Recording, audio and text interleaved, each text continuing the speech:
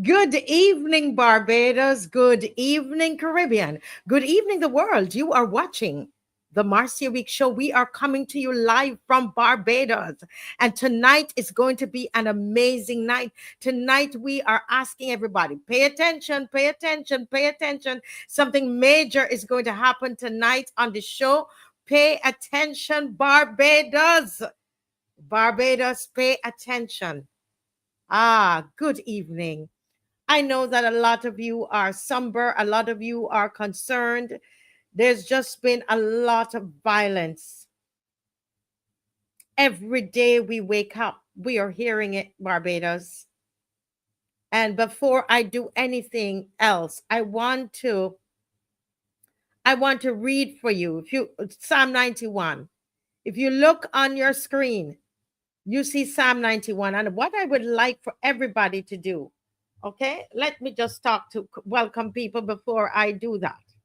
Monica Ince, good evening. Monica, I want you to read it along with me. And when you're reading it, you're saying it not for yourself, but your entire household. You're saying it for everybody on your street. You're saying it for everybody in your community, right? So I want you to join in with me, okay? And to read Psalm 91. It's right there on the screen, okay? So we're not going to do it yet, but I'm reading everybody and then we're going to do it so that we get some more people to come on, right? Okay, Queen D, we're going to speak this. You're speaking this in faith over yourself, over your household, over your street, or your gap. Right, Teroni? And Judy Jilks, good night. Marcia Miller, good night. Lucinda Aline, we're going to be saying Psalm 91. Yes, that's what we are not going to give in to fear.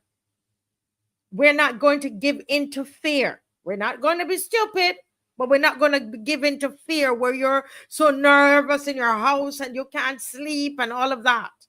Because people are calling me and they're concerned. People are worried, especially those who are seniors. Seniors, God got you. Owen Hines, Marcia, Bonnie Springer, Matthew Brown, Mildred Ben. Did I call names? I want to call your names tonight. Diana Husband. Owen Hines, Esther Blue, good night. Shirley, good night. Marva Hunt, good night. Ryan Rock, good night. ADG, good night. Angela Burke, good night. M. Gardner, good night. Lori Bob, good night. Good night. Good night. Okay. So we are going to, together, we are going to read Psalm 91. Are we ready? He who dwells in the, after three, let's do after three. 1, 2, 3. He who dwells in the secret place of the Most High shall abide under the shadow of the Almighty. I will say of the Lord, He is my refuge and my fortress. My God, in Him I will trust. Surely He shall deliver you from the snare of the fowler and from the perilous pestilence. He shall cover you with His feathers, and under His wings you shall take refuge. He shall be your shield and your buckler. You shall not be afraid of the terror by night, nor of the arrow that flies by day, nor of the pestilence that walks in darkness, nor of the destruction that lays waste at noonday. 1,000 may fall at your side, and 10,000 at your right hand, but it shall not come near you. Only with your eyes shall you look and see the reward of the wicked, because you have made the Lord, who is my refuge, even the Most High, your dwelling place. No evil shall befall you, nor shall any plague come near your dwelling. Speak it out loud in your house. For He shall give His angels charge over you, to keep you in all your ways. In their hands they shall bear you up, lest you dash your foot against a stone. You shall tread upon the lion and the cobra, the young lion and the serpent you shall trample underfoot. Because He has set His love upon me, therefore I will deliver him. I will set him on high because he has known my name. He shall call upon me and I will answer him. I will be with him in trouble. I will deliver him and honor him. With a long life will I satisfy him and show him my salvation.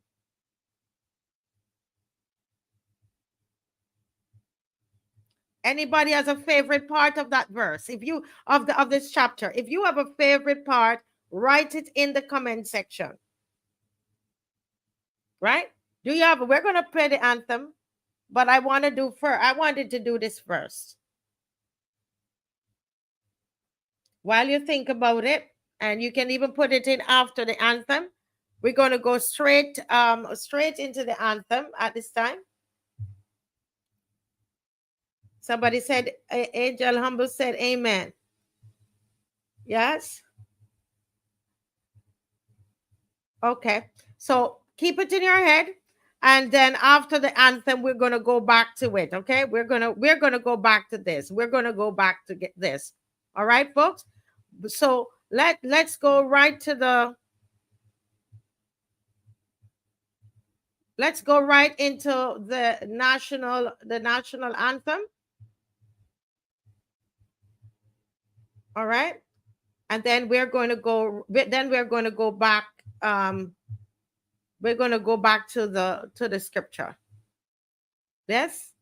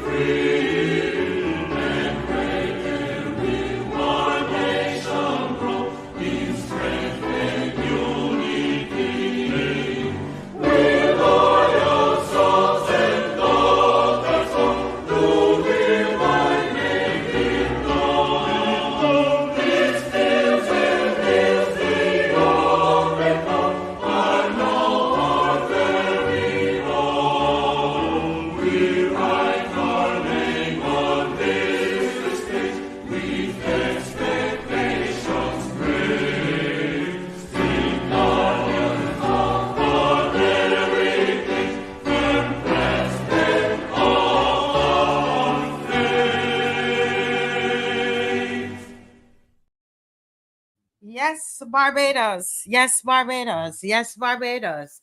This is a national anthem of Barbados. This is the national flag of Barbados. So those of you who are joining us from another country, it is very important for us to honor our anthem and honor our flag, because everything that we do on this show, we do for the love of country. That is why we do it. We stand up as a loyal opposition. We stand up, and we stand up strong as the loyal opposition without fear. Without fear. As a loyal opposition, we stand up strong because we recognize that we do not wrestle against flesh and blood. We're not fighting with people, because what is happening in our country is way bigger than you and I. It's way bigger than meets the natural eye. There is something that is happening in the realm of the spirit over this country. And I want to say to you that tonight you're going to hear, just so the first part, scripture alert, scripture alert. You're going to hear some scriptures, because with what is happening over this country at this time, we're going to have to say a few scriptures. We started out with a scripture, and this is a scripture that we would have learned in Sunday school. The Prime Minister says to go back to Sunday school. Most of us learned this in Sunday school. Some of our children they used to be taught a lot of these Psalms in school, in primary school and secondary school. We remember that when we had the change of government in 2018, it was their intention to even remove general prayers from schools. I remember that because my husband wrote about it. And we made a lot of noise about it. I used my show to speak about it from back then. In 2018, they desired that they wanted, what did they want? They want to have, what was it called again? Mindfulness. Just wanted to move away from everything that says prayer. But then we're now hearing the Prime Minister saying, take the children back to Sunday school. So let's go back to Sunday school this evening. Psalm 91. I want to ask all of us, let's encourage each other tonight and speak this over Barbados. Let's speak victory over Barbados. Come on. Nothing is wrong with reading a scripture. Come on. Shirley says she likes the part that says, under his wings you shall take refuge. I like that too. Shirley, under his wings you will find refuge. M. Gardner says, oh, like 3 to 5. Surely he shall deliver you from the snare of the fowler and from the perilous pestilence. He shall cover you with his feathers, and under his wings you shall take refuge. Can anybody have faith with me? Faith is just belief. We all have faith. I had faith tonight. I came and I sat in this chair, and I didn't test the chair. I knew that it will hold me. And when I came on tonight, I knew that you would be on. I didn't know the numbers, but I knew that you would be on. That's faith. Can we have faith and send out this? We're sending this Psalm 91 out to every household in Barbados, every street in Barbados, every gap in Barbados. Judy Jill says, he is my refuge and fortress, my God, in him will I trust. Yes, Judy. Yes, Judy. Oh, Cammie sending blessed Sabbath to all the loyal opposition. Lucinda Allen, she's choosing a verse. So if you have just joined us, we are choosing a verse or a line or anything in Psalm 91 that we like, that encourages us. Because I'm getting the calls, I'm getting the messages, and I know what is happening out there, Barbados. Yes, and we're not going to be tone deaf to that. We need to gather, we need to gather in a circle around this tonight. And because we're family, loyal opposition. Lucinda Allen says, I will say of the Lord, he is my refuge and my fortress. My God, in him will I trust. Elizabeth says that's her favorite psalm. ADG says, you shall not be afraid of the terror by night. I love that. So some of you are saying, when you have to go to sleep, you're a little, nervous about it. You shall not be afraid. This is what our grandparents taught us. Remember? Listen, you can't be listening to all this goodness by yourself, Make sure you're sharing and you're liking. Sharon says, I pray this over my family and friends up to this morning. Yes, Sharon. Verse 1 and 2, that's Bajan says, he who dwells in the secret place of the Most High shall abide under the shadow of the Almighty. I will say of the Lord, he is my refuge and my fortress, my God, in him will I trust. Ooh, yes, Bajan. ADG says, you shall not be afraid of the terror by night. We're going back to what Granny says. Huh? Who has a song? It's she has a song. Allison Hines has a song. She said, she's talking about something else, but we're talking about the scriptures tonight.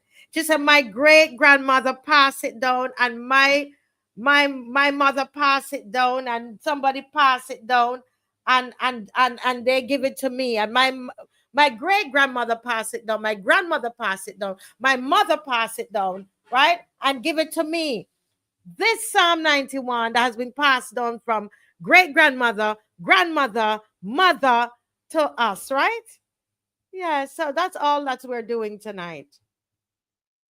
Elizabeth Knight says, she said, I like the complete Psalms, and she reads it daily. I want to say to all of us tonight, this is a Psalm. This is a Psalm that you can put it part of your daily life if you choose to. All right? So don't write me and tell me, well, you're telling me to read a Psalm and I'm Muslim. You don't read it then. You might have something in the Quran that you read. That's one thing with Marcia. I respect everybody's religion. Rastafari, everybody. I get fuss. They curse me for it in the Christian world, but I just believe, I respect and love people, right? So it doesn't matter if this doesn't apply to you tonight, and if you are finding your solace in a different way, that's fine. More power to you. Okay, you know that this is my faith, so I'm using my faith to encourage those who need this encouragement.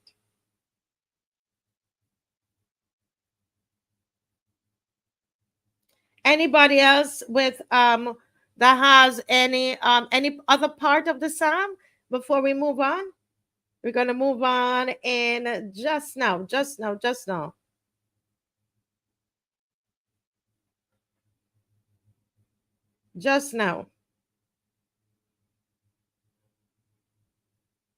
Now? All right, so we're gonna move on. Now, the topic for tonight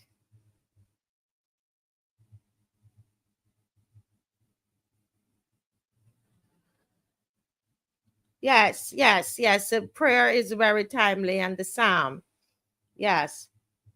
Now, tonight I'm going to talk to us before the other guests come on. So we have with us Miss McLean. Was hoping to get her on tonight, but she will be ready for you by Sunday. Okay, she'll be ready. She's resting up, and Miss McLean will be ready for you by Sunday. So the 7:30 slot was to be her slot this tonight.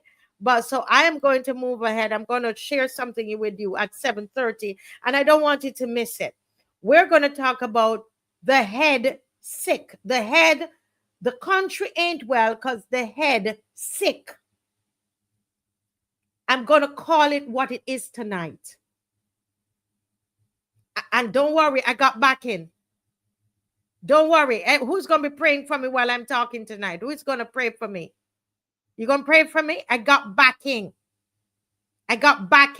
You can't see them, I got an angel here, I have an angel there, and I have a host of them behind me. And they're in front of me here too. I've got angels all around. So I'm going to call it as it is at 7:30 tonight. Let me go ahead and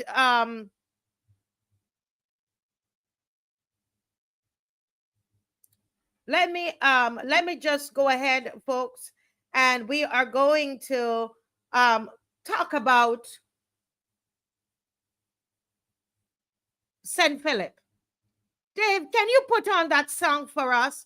Because I'm telling you, by the time we get to 8 o'clock and we recognize, Barbadians recognize what the problem is, and we start to address what the problem is.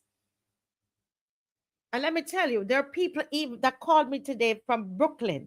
They have an all-night prayer tonight for Barbados. Do you know that? There are people there's so many people doing all-night prayers, even in Barbados, so Barbados tonight. Yes.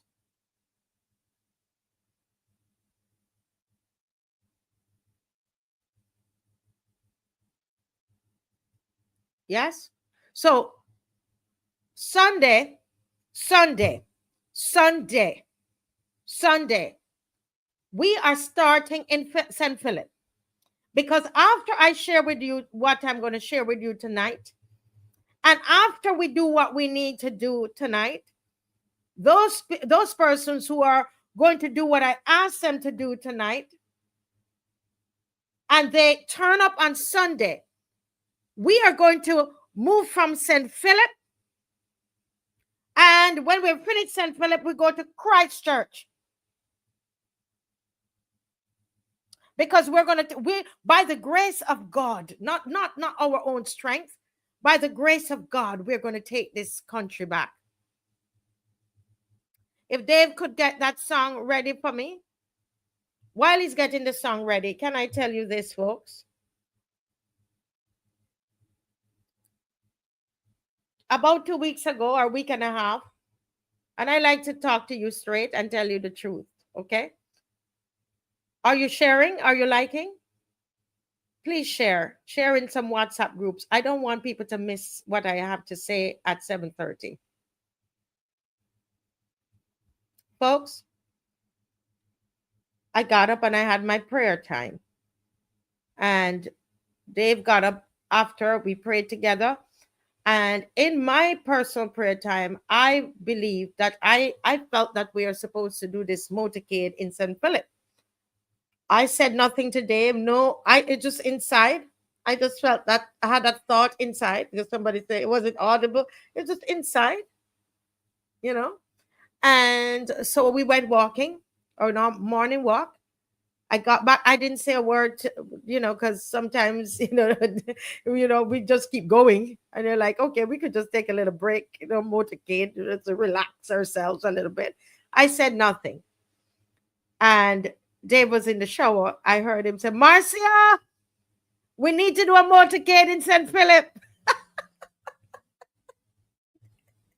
That's when you have a praying husband. What happened? So he shouts out. I'm serious. I kid you not. It's the truth. He shouts out and tells me that we're supposed to do a motorcade in St. Philip. I said, well, let me put it to the team. I don't want to get up and make that decision, and we don't want to do it on our own because we have to get support, right? So let's talk with, the team, the people that normally, and they were ready. They were ready, but we said, all right, let's try and get St. Philip people involved. And that's how the whole thing started, right? And of course, we've got our permit. We got the permit since yesterday.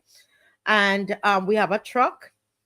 And we have sound system that, we have to still pay for. So those of you who are coming and you can bring a donation, we would really appreciate it, right? If you can bring a donation to help us with the expenses, we always cover, we're going to ask you to bring a donation to help us. We don't know how many persons are coming. We need to do it. Dave knew we needed to do it. Right? I don't know if Dave, when you're ready with the song, let me know. And it just so happened, folks, that let me put up the banner. I'm sorry, with that there. Okay. So it's going to start at 1:30 on Sunday afternoon, right?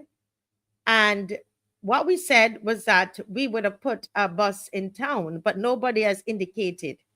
So nobody has said anything. So we don't want to go and expense ourselves with a bus. And there's no interest. There's nobody has said anything. So I will wait before we do anything like that. Okay. Nobody has said anything to us about it. So but it starts at 1:30 p.m. on Sunday, June 29th. And this is at Trimart, or you can say, some people say Chanel Supermarket. It's renamed. But you know how it goes in Barbados. We still call the place by the old name, the previous name. And this is at St. Martin's. So we're at St. Martin's here in St. Philip. All right. And we named it Get Thee Behind Me. Now, or sometimes they say Get Thee Behind Me, Satan. So somebody who knows us well, does our artwork, she said, Marcia, why is this so religious? I said, that's the name that they've got for it. And we're just going with it, and we said, I said, I agree with you. Probably we shouldn't do it, but then we ended up back with that name. And we don't, it's fine if people don't come because of the name, that's okay. We're just being obedient to what we feel to do, okay? To carry out what we believe we're called to do. This is our country, and at this stage, with the number of deaths and robberies every day, listen, we're gonna try some of anything. But oops, that I should have put it like that. What I meant, not some of everything, because I think that's what God has said. Let me totally take that back. Totally take that back. Don't message me. I don't mean that. That the mouth, the words came out before the mouth. The brain thought about it. What I meant was that it would not be, nothing would be wrong in having a little prayer. Okay. So we're going to pray on the road. We're going to be reading out scriptures over the community. It's the same Psalm 91 and Psalm 23 and so on. We're going to send that out into the atmosphere. All right. That is what is happening. Somebody said, oh, are you going to have political speeches? No, it is what it says. It's a motorcade and a prayer drive. We're not going to have any political speeches. All right. Okay, so we are going to have prayers. We're going to have the right kinds of songs that are going to go out. The music will match what we're seeking to do, to fill that atmosphere with a lot of hope. Do you know, guys, that there are lots of elderly people who feel afraid tonight?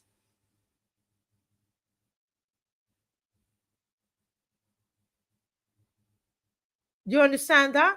There are lots of elderly people who are afraid tonight. They're in their homes and they're afraid. And so what we want to do is to send out and to speak peace over people, hope and faith and encouragement. We will also be practical and say to people, okay, if you at your home, you need to get rid of tall trees and anything that will block your view. If you can't get cameras, get some cameras.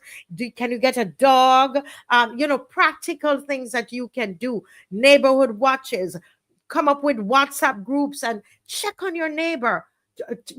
Because you need to be able to see if there are any trends or any things that happen in your vicinity, in your area, in your gap.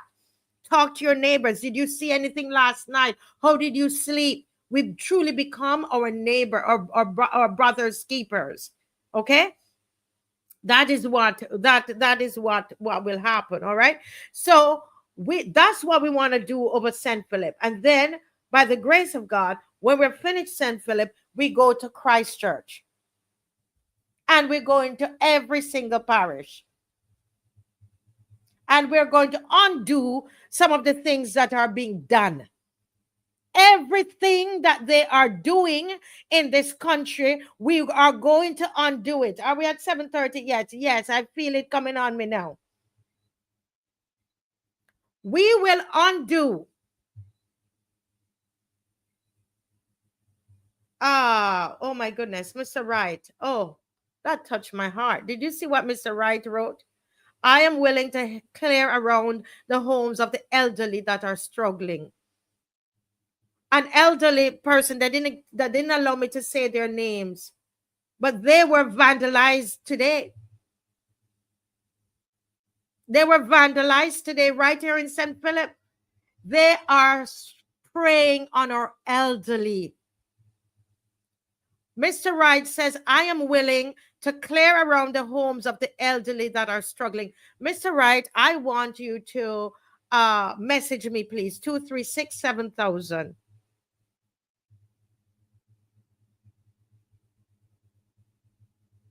Yes, call me. This is what I'm talking about. We used to have a section on this show called the Bajan Spirit. Yes?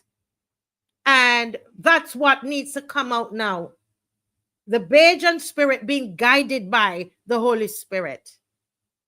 And we're going to help one another. Sometimes when we think of prayer, we think, oh, everything, and we're waiting. No, we become the answers to the prayers, you know that. Where it's not religion. Be practical. I love this, Mr. Wright. I really do. Yes, it's a wonderful gesture. You see why I love the loyal opposition? I was even thinking of that. And you guys, we can't do this thing without you, loyal opposition.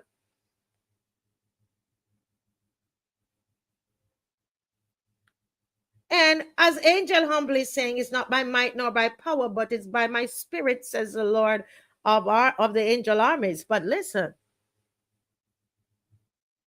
God will give you practical things to do. And that's where sometimes why people don't want to get into spiritual things, because they think it's all and it's not practical. I love that. Yes, someone has to get up and be assertive. Now, I want to talk to us about the head. I don't have, Dave is not able to help so much tonight. But I want you to flow with me a little bit. I'm going to try to do the very best that I can do here tonight. And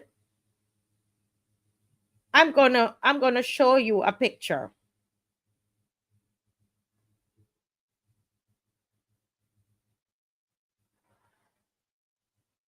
I want you to look at this picture here. In this picture, you have the Prime Minister, you have the Attorney General, and you have the Deputy Prime Minister.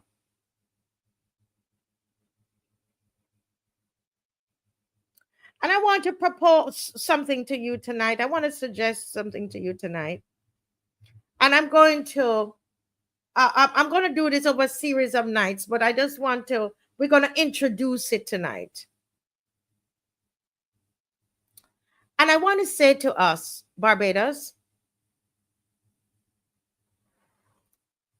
that the situation that we are in tonight, what we see happening in Barbados today, is that the head is sick. The head is sick. The head of our government, the leadership, those that make up the government, is what I'm saying. The picture of these three are here because they represent the government. But when I speak tonight, I'm speaking about the government. Let's make that clear. So when I say the head, I'm talking about the government. The head is sick.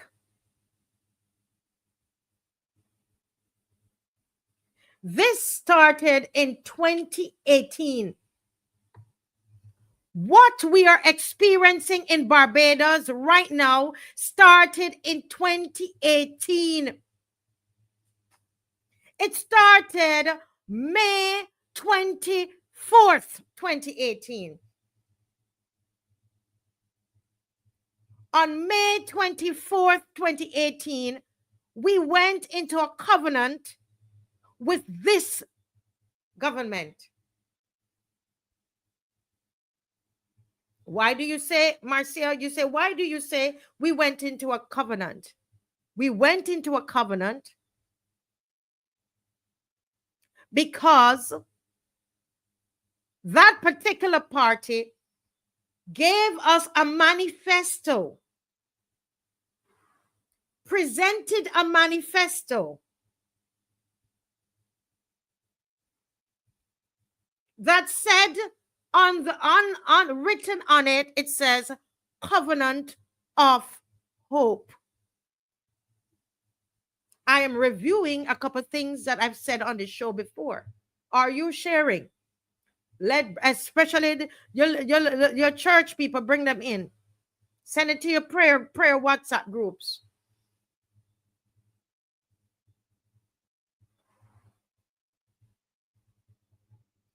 I want you to hear me tonight.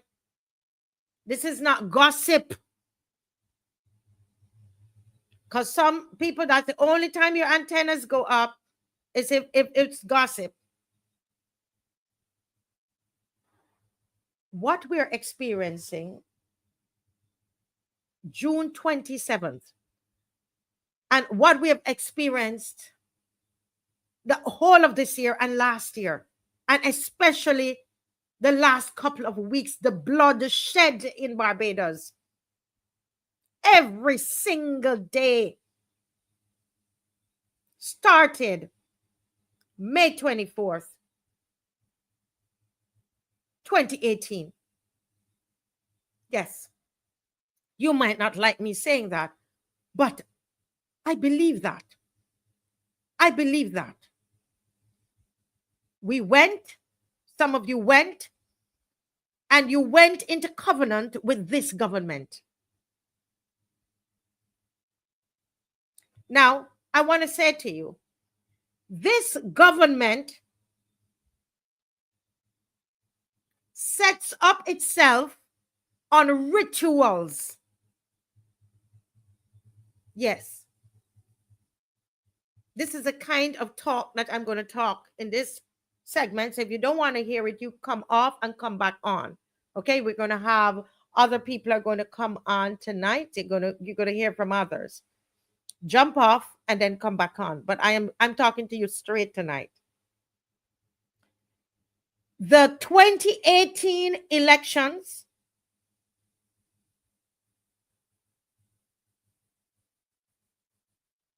and that sweeping victory of seats that we did not expect. It sounded ridiculous when it was happening.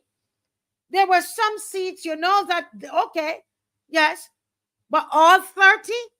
No, rituals. And I know it's so because I have spoken, I've done research on it. Cannot call people name on here.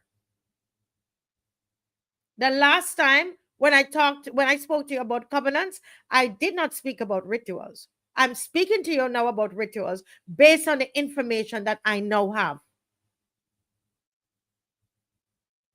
People who have said to me, listen, I was up in the realms with them when the rituals were happening. Repeat. People who have said to me, I have been up in the realms with them when the rituals were happening. Rituals.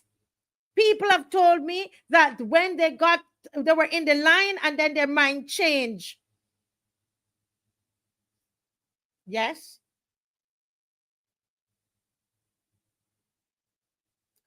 There's a covenant that we went into, and that covenant was unholy. It was not right. What we have to understand as well.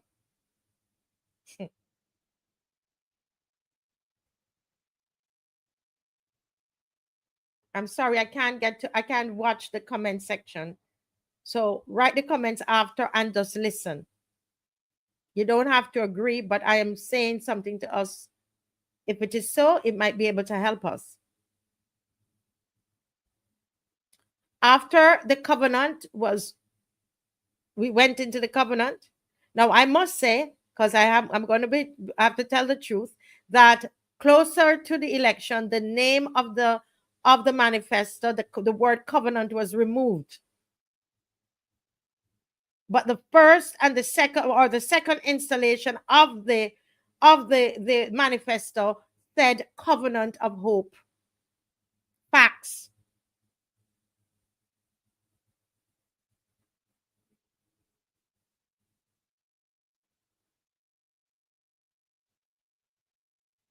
Now, I want to say this.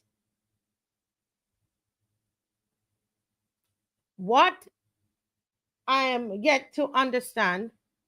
Yes, you are right. I'm reading Behoy's that they're rituals, because when I was being told about this, I said, but they're rituals in the church. Rituals are practiced in the church. She said, what the person said to me, Marcia, in our world, when there are rituals, there is blood sacrifice.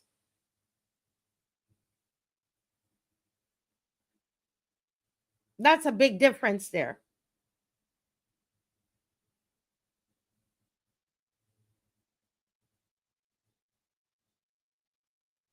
We made that error in 2018, and we are reaping the consequences of it. I want to ask a question. Could it be that all of the blood that is being shed, could it be that is as a result of blood of sacrifice, blood sacrifice that goes with the rituals? I know it seems a little far-fetched, as I'm asking the question. I can't guarantee that.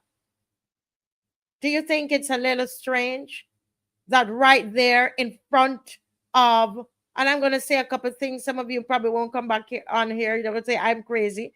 So conspiracy theory time, I don't know. You can call me a conspiracy theorist. Probably I am. I don't know. But I'm just being real to you tonight. Can I be real and be foolish? Can I be foolish tonight with you and share what I believe or what I'm thinking? I don't know. Could it be that there are some of these things that are going on with this blood and blood and blood and blood? Look at what happened today at the fish market. It's a coincidence?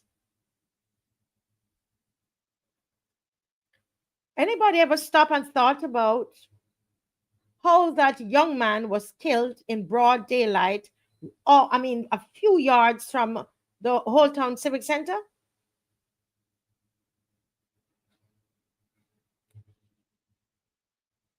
Anybody ever thought about that right after the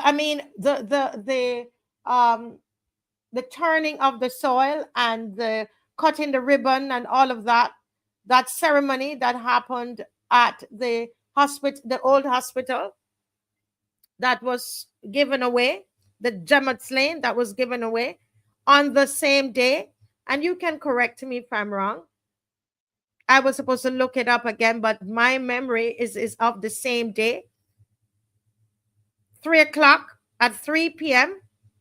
And keep me right, guys. If I'm off, let me know. 3 p.m. They had the ceremony there. And I think it was before 8 o'clock, the night was over. An 11-year-old innocent boy was gunned down. Blood was shed. I know.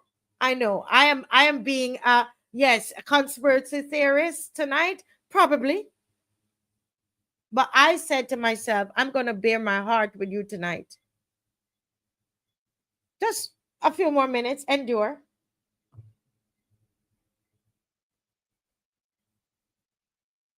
I don't know.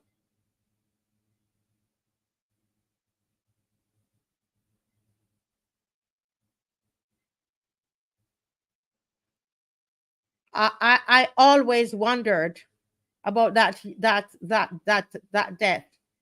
always, I don't know. And the one in the streets there at Whole Town, right there. So unusual. So unusual. I say that the elections, 2018 elections, 2022 elections, there were rituals that were done to get results. By whom? I didn't call any names of anybody. Yes, it is a tough conversation to listen to, and I'm just presenting things. People can, from this, Valerie, I always have people. My phone is charging, so I know people already messaging me. They might be able to tell me more or say, Marcia, you might be a little off, etc. That's okay. But I just wanted, with all that is happening, do you guys know that last night some young men went out to have a little fun, young people, and they were driving, and four gunmen, based on the voice note, dragged them out of their car and took the car from them and leave them to walk home. Happened right here in this country. Do you know that it is being said that in a supermarket parking lot this morning, that somebody beat up a woman and robbed her in broad daylight? All of that from last night to this morning, the number of things that have happened, it's unusual.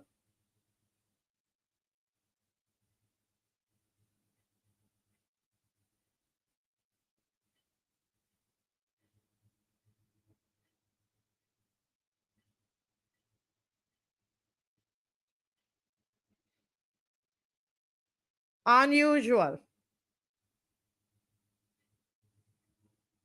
The whole head is sick and the whole heart faint.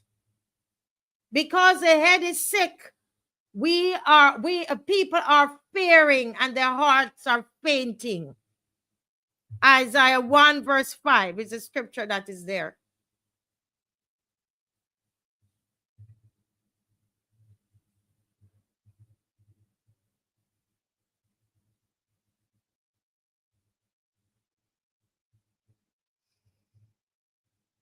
Now, you would have heard me come on here. We talk about the natural things that need to be done, okay? There are natural things that need to be done. I'm talking about spiritual things tonight. And please bear with me. We're talking about spiritual things tonight. Now, what if I tell you, as I've said before on Wednesday, all of this time people sending around the flags, and they were saying that because of the flag, you would never hear me repeat that on the show until Wednesday is when I said it. People send it to me, I don't share it because I don't, just like with this, you might reject what I'm saying. I'm not very quick on theories like that, to be honest. I'm not. Dave, my husband will tell you, I'm the last to jump on things, okay? I have to feel very convicted about it. And I feel very convicted about what I'm saying to you. It doesn't necessarily mean that it's correct, but I'm just saying, I want to talk to you tonight, loyal opposition, about what I consider the spiritual part of things. Okay?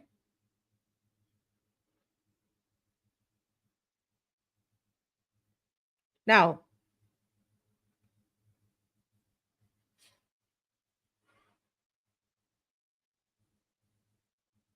the flag. What was done to the flag?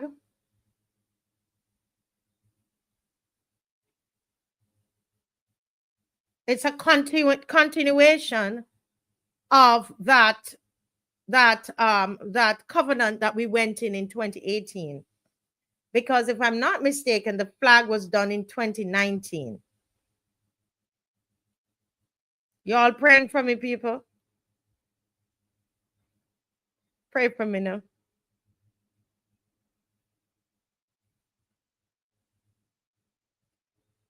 Pray for me, guys. I have to tell you this.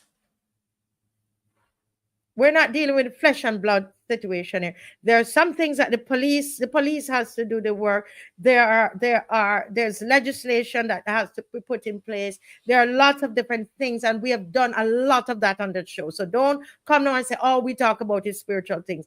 I am now using this time to talk to you about this part of it. What I think, my views.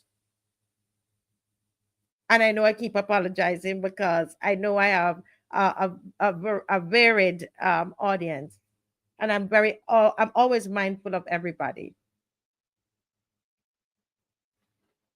Pray for me, please. Those of you who know what I'm talking, because I'm saying some things here that they don't want me to say, and I'm very convicted about it. The flag. I believe because of who I spoke with. See? And the relationship who I spoke with have with people in this government. Listen to what I'm telling you. I believe that the lowering of the flag into the hole, into the grave, I have to try and find the actual phrase that was used to me today.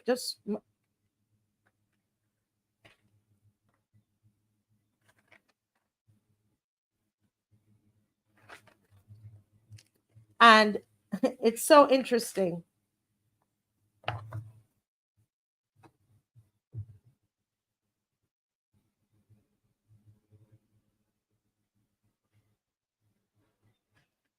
Now,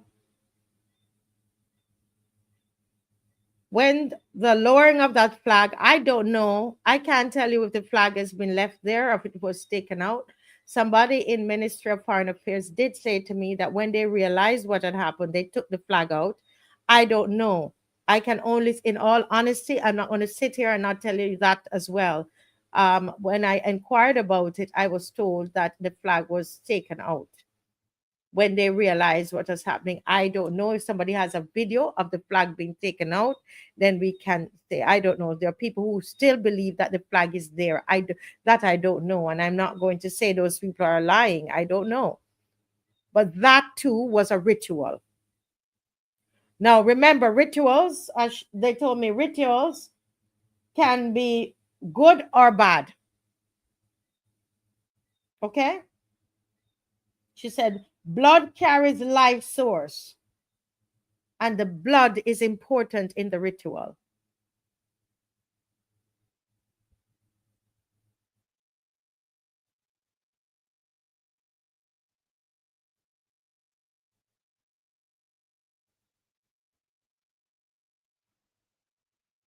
That flag, what was done to the flag was a ritual. Now, who remembers? And I know some of you are going to remember. A few days, it was because the prime minister and a whole, they took, as far as I know, they took an entire a plane load of people went down. They chartered a plane and went down to Ghana. Okay? And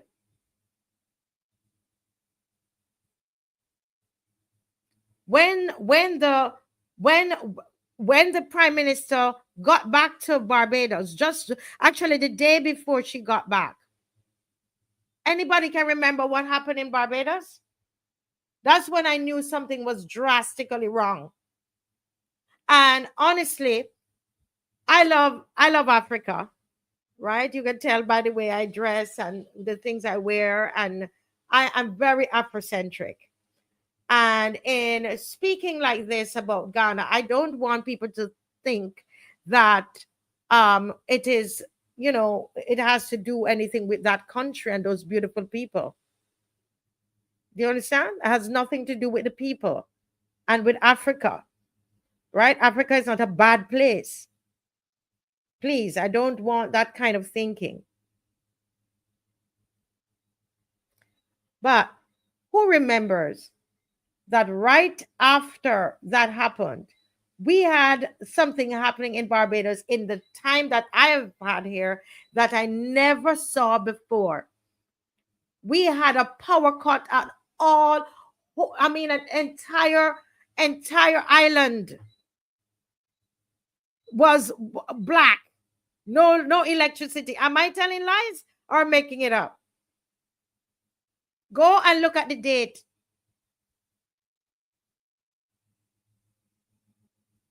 And I remember saying, but this is, and the people started to say, is what they did with the flag. People were saying it from then, and people like myself, we were just listening and let it come through one ear and going through the next. Because I told you, it takes a long time for me to believe things like that. Chantel says she remember.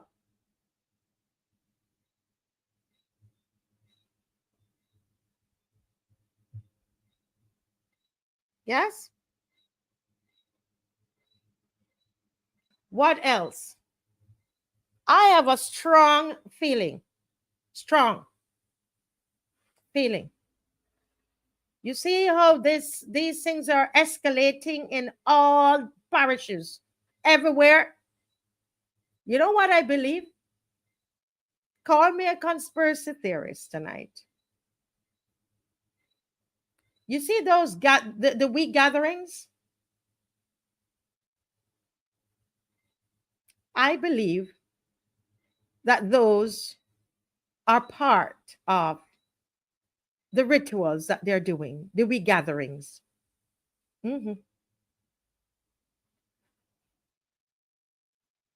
Yes. There is a need to retain power.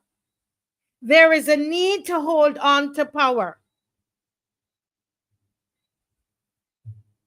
What's this? Is this correct, Kathy Ann? Tornado in Oistins? What do you mean? Guys, is that what is that?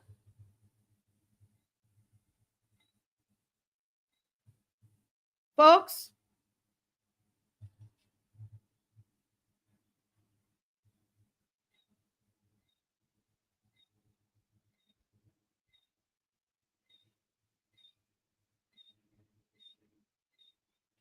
Oh, I see, Kathy Ann. Okay.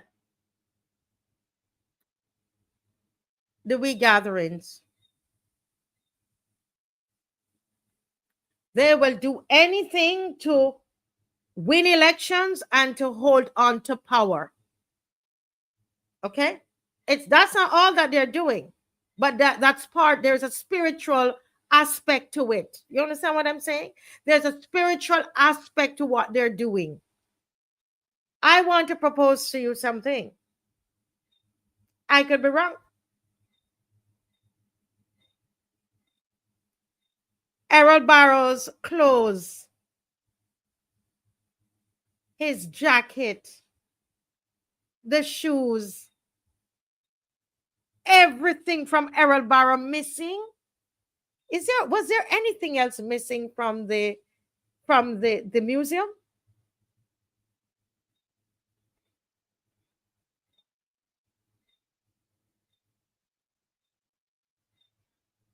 Anything else missing from the museum?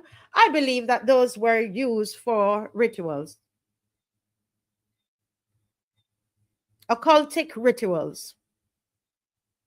And the purpose of that, two purposes. One, for the DLP to never rise again and for Barrow to erase Barrow's history. So let me call that first. Barrow's history is removed, and thereby removing DLP. If Ninja Man had taken those, the Errol Barrow's garments and his shoes, we would have seen him wearing them. When they went, and if they look in his clothes and his stuff, he always has the clothes with him. What is he going to do? All of a sudden, he's going to sell those things?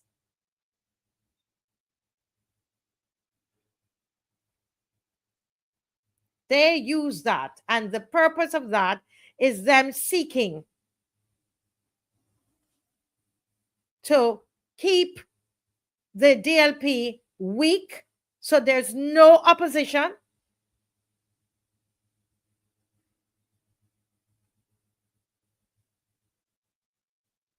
Do you know that people can take things that belong to you, evil people, to do things that they want to do, evil things, just in the same way that I could take somebody's my son who left here, he left his shoes, and I bless his shoes. I bless him to say anywhere he goes, he will go the right place. So that's a positive thing. But you can use that in a negative way.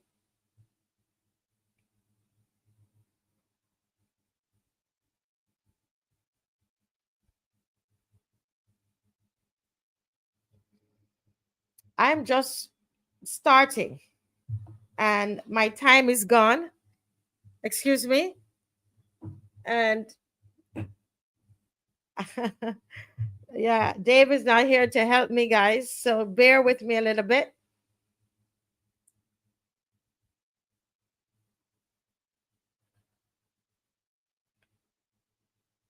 Yes. Okay. Mr. Bob, it's my fault. I don't have much help tonight. Mr. Bob is coming on.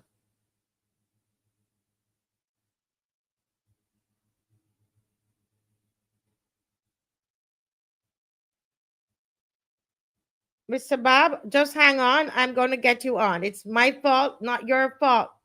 In the meantime, I want to read your comments.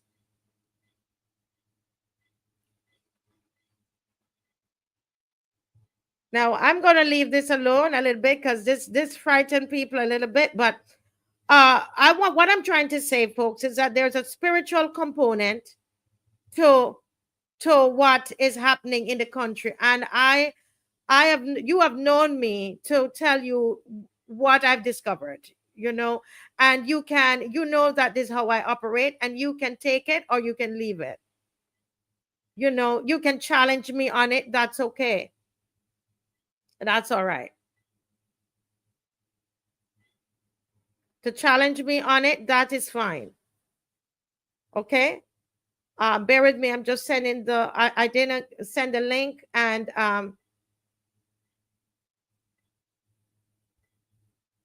because I haven't done it. I'm by myself tonight. But we how we do it. We don't let anything stop us. I want you to like and to share.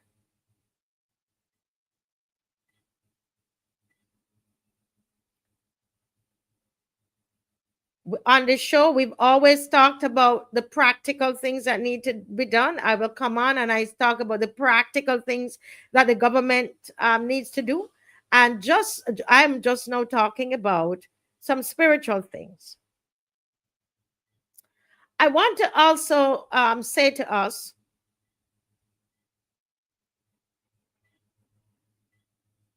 that what we're seeing in Barbados is a type of a Jezebelic government.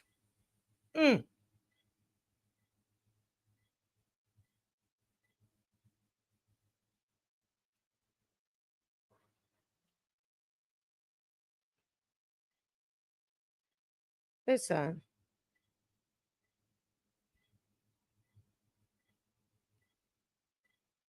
it is a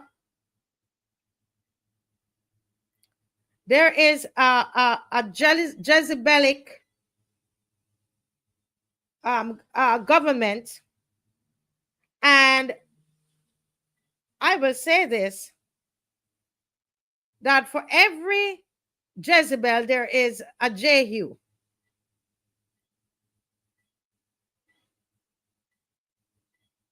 And that time is coming.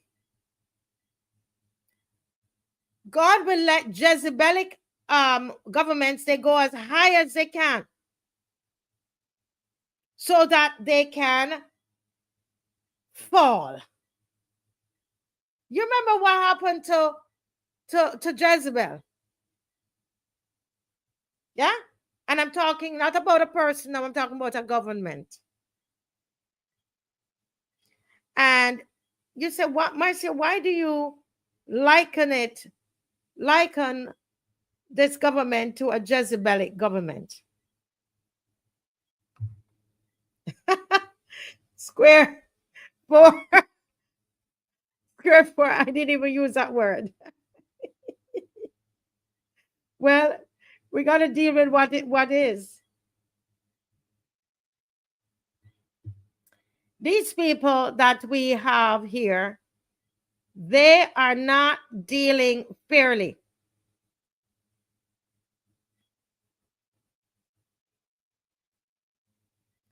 They are not dealing right.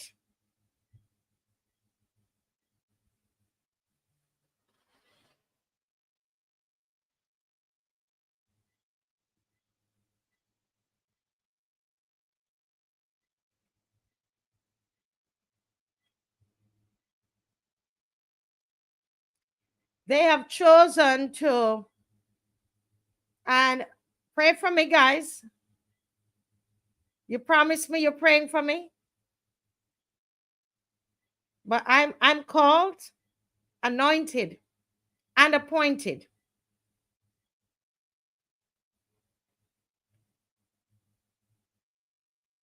When Jezebel rules, I wonder if you can see my screen. When Jezebel rules, and just trust me on this, the stories in Kings in the Bible. Socially, there's a social impact, there's a spiritual impact, there's a political impact, there's just the overall condition. And I see my guests, so I'm just going to read a couple things. The overall climate is one of fear when Jezebel rules. When I'm talking Jezebel, I'm talking about the government.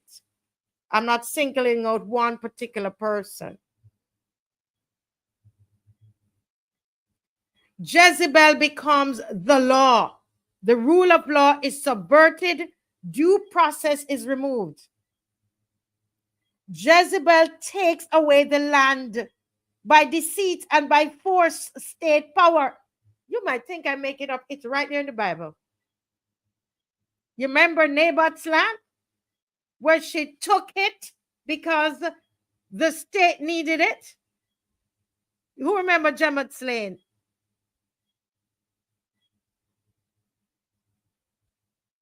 People turn a blind eye to the state's wrongdoing and cooperate with whatever schemes they are asked to be involved with. And this is one of the reasons that we are going to, those of you who went and did that thing on the 2018 need to repent. A friend of mine told me this from back in 2018, and honestly, it went through one era and went to the next, because I said to you, it takes a long time for me to believe certain things. There's a few things. I'll say a bit more, and then I will bring my guests in. There is no narrative other than the narrative of the ruler. So the media and all of them, they bow. Remember I told you, only on, was it May Day? What was the holiday? May Day, I was offered money. Meeting and money.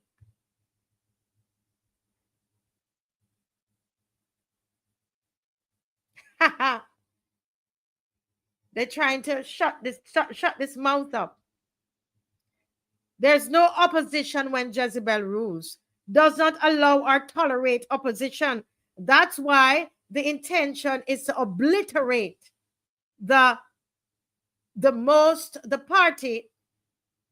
formidable party. Yes, there are other parties, but you understand what I mean. Lest you say I'm advocating for the GLP. The opposition is either eliminated, bought off, or afraid. They're in hiding. You remember the prophets in the Jezebel, all those prophets of God, where she had them in hiding. They had to be in hiding because she was killing all of them. She didn't want to hear anything other than what she is saying. This is the Jezebel in the Bible, and I'm talking about Jezebelic governments. Government. I did not call any individual name. We will continue this another night. But for every Jezebel, there is a Jehu. Where's my guest? He's coming in. For every Jezebel, there's a Jehu, and there's a place called Jezreel. Jez. So when you think of Jezebel, you think of Jehu, you think of Jezreel. Bible study tonight.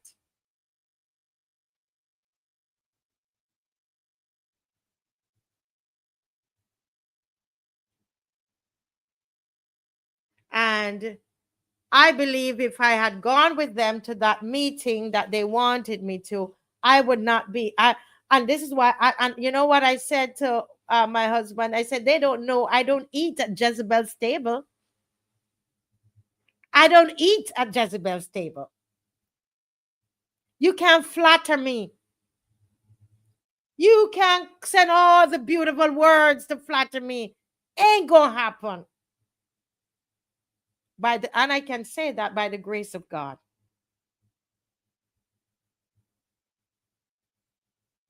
We're going to pick this up, God willing, on Sunday evening. And I'm going to keep going on this thing till we're finished. You're going to get a little Bible out of me. All the Christians happy now. But they say, you know, Mr. BABB, they say you need to talk more about God. I'm like, it's not a church. So I want to just say, Mr. BABB, you know. And good night. Good night to you. Good night to all the viewers and those watching online, the loyal opposition. You know, I don't know if you were listening, but I was. You were listening. Yes, I was. And the last thing I will say before you jump in, and I know some of my other panelists, you know, they're like, oh Lord, Marcia gone down that road now. But listen, to be fair, I don't do this every night. So I am looking at our issue that we're having, Mr. BABB, and looking at it from different angles on this show. And this is a spiritual angle, okay? And I want to say to people who say to me, oh, the reason, oh, she hates this person. She hates the prime minister. She hates whatever. No, I've never met the prime minister. I've never met the prime minister. What I am speaking about, these are some things that I know. And so that's why I cannot be one with what I think, things that are, if I think that something is, that someone is doing is evil, if I think that, Mr. BABB, I cannot be one with that person. But it's not the person. I don't hate the person. I will never be one with evil. But over to you, sir. Welcome to the Marcy Reed Show. Good evening, everybody. I just want to follow up quickly before. And in the days of Noah, when he preached, it was just like, no. Those things, he preached what God told him to preach. He said what God wanted to say and to warn people. And no, people have somehow turned their backs on those things and was scoffed at those things spiritual. So when Noah preached about a flood, they laugh and scoff at what God would have done. But when things come to a head, there will be a flood as well. It may not come in water, but we will see what it entails. Because justice and right will always prevail. And I always say there's a time and season for everything under the sun. So I don't become too worried. Yes, you're concerned at this point in time with what is happening in Barbados, but I believe that the only thing forever is God.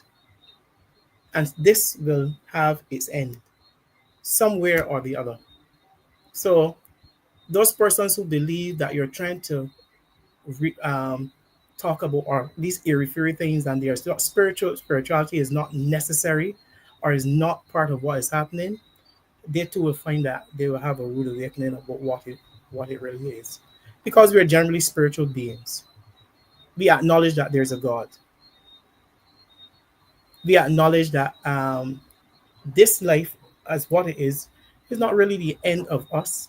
We just come, or we be just like the dumb animals.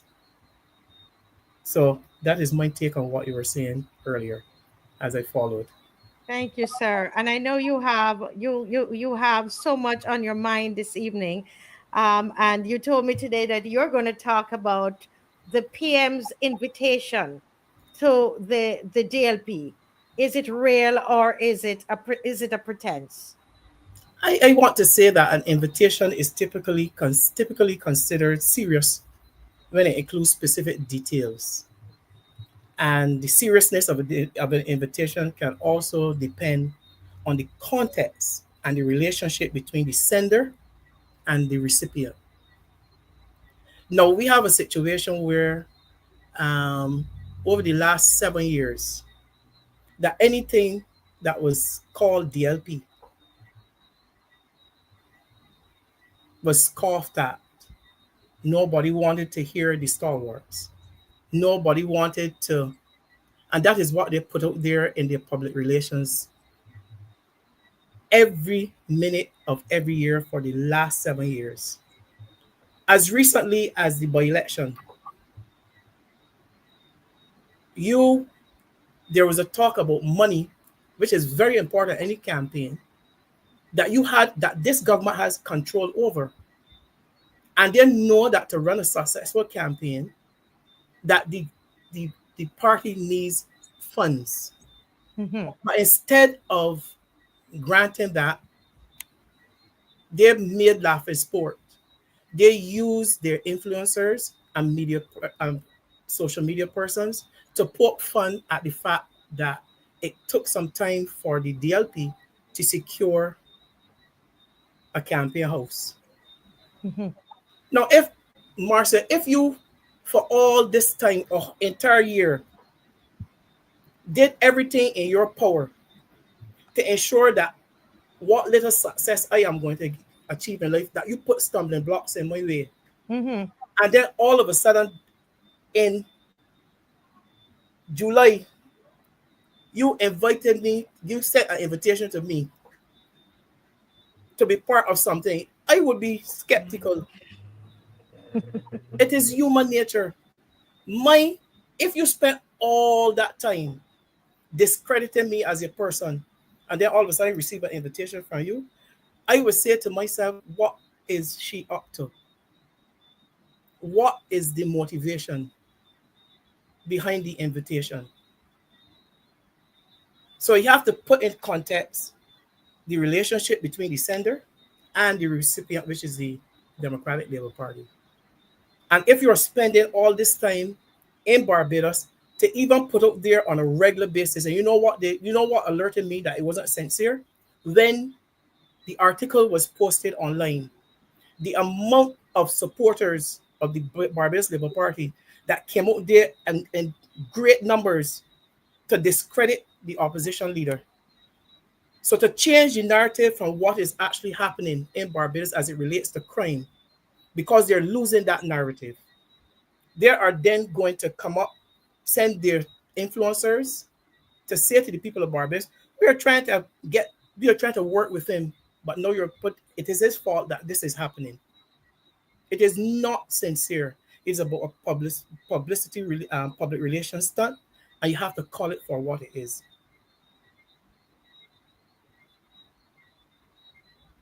Yeah, when you said that to me today, I said I totally concur because when you think, Mr. Bob, that the DLP is supposed to be, they don't even want to hear the DLP. They don't want to hear people. One little young boy came on and he said basically, he basically hates the opposition leader. That was said in other words, but basically that's what he said, that he Mhm, detests him.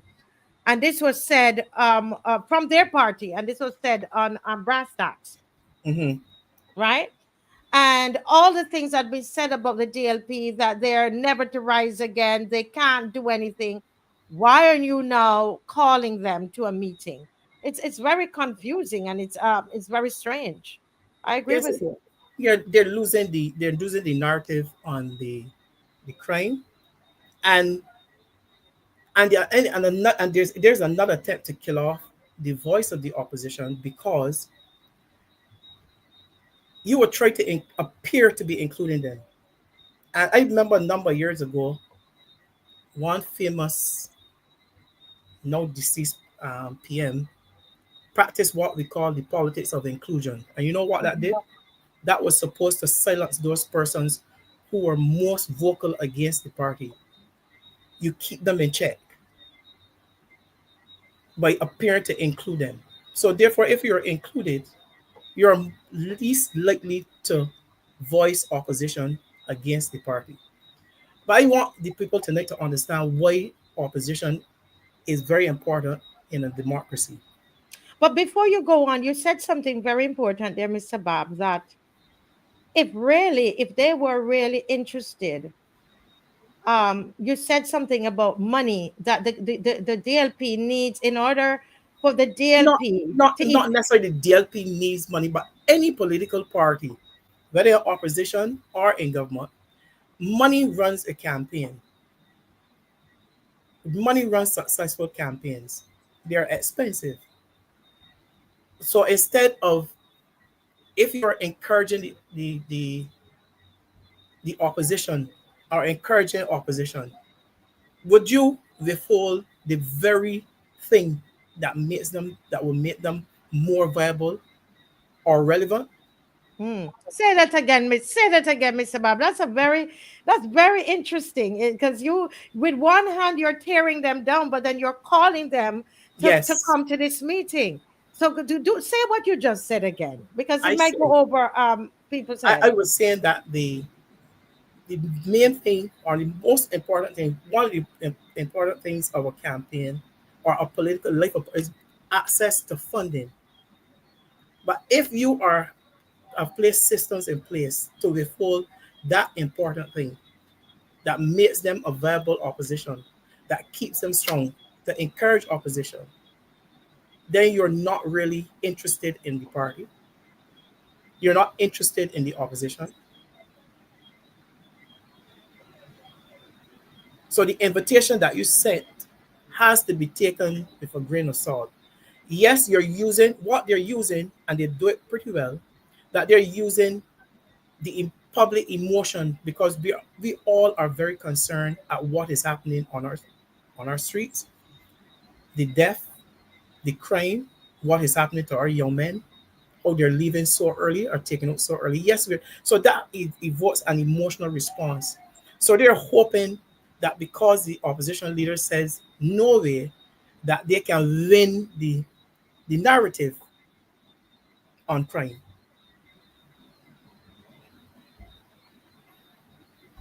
Very interesting. Yeah, and But you're going to I go want ahead. I want our people to zero in on what they have been doing for the last 7 years.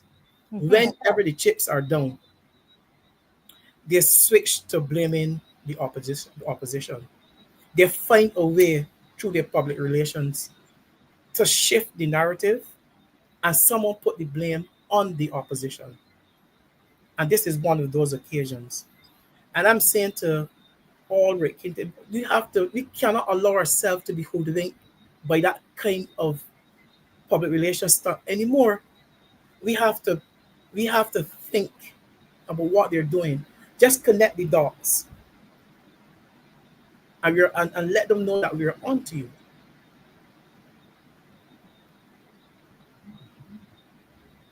And the Because decision, and then you make go the ahead. decision, and then you make the decision, and then you make the decision based on what you have seen, because there will be the footpaths, and there will be to follow. You will be able to follow what they are doing, and if you look back, you will see it. They're they're good at coining phrases. The lost decade. This is who we are. Those things that appeal to your emotion. Stay the course. What else they said over the Yeah, years? that's Mia cares. Their peers, biggest lie, biggest political lie. Cares about what?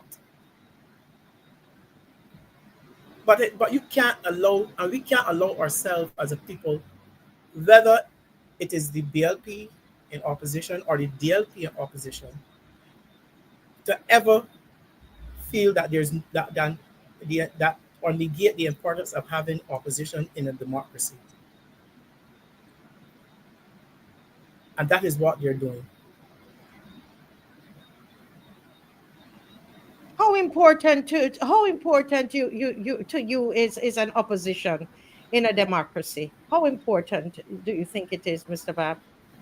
The opposition plays a crucial role in maintaining a balance of power and ensuring that the ruling party's actions are in the best interest of the people.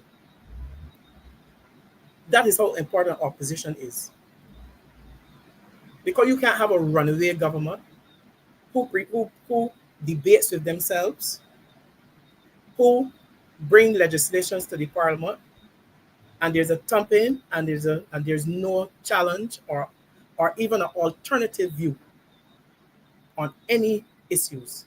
And you would have noticed that over the past 7 years, and people should have noticed that we were always, as a people, fighting something, some type of legislation from this government. Whether it was the cybercrime bill, whether it was in education, there was always something that the public had to stand up and say to them, no, this can't Mhm. work. Go back and come again. And if for 7 years you have to be fighting a government to change legislation, rethink legislation, that should tell you that we need an opposition to maintain democracy.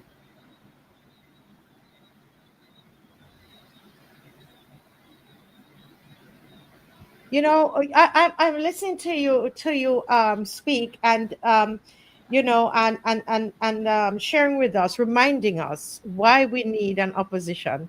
And I hope the loyal opposition is also listening. And you know, because of the work that we do, some people say to me, Marcia, you're not tired. No, we're not tired. Can't Why am get I going tired. to be tired? We can't get tired. Why are we going to Can't be get tired? tired. We make up, we are the, remember, we always say Mr. Thorne is that opposite, he's inside.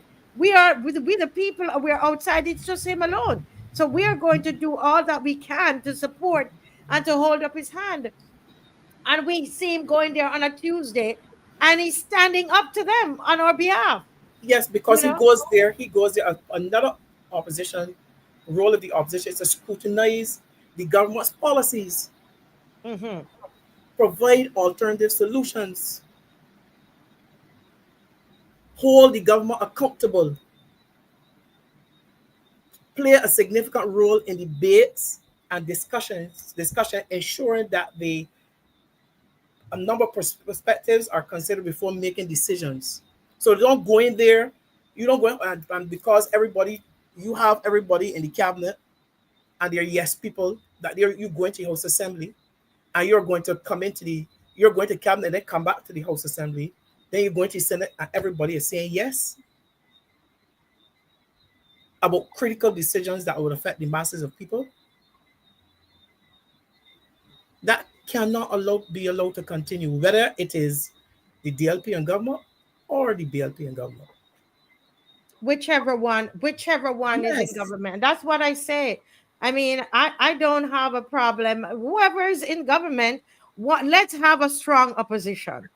I'm all for that. And I'm still stuck at the point that you made, that, if this government was serious about having a strong and formidable opposition, they would give the subvention and not Yes. doubling down on, when, I mean, they have so much money, Lots of money that lots even of money.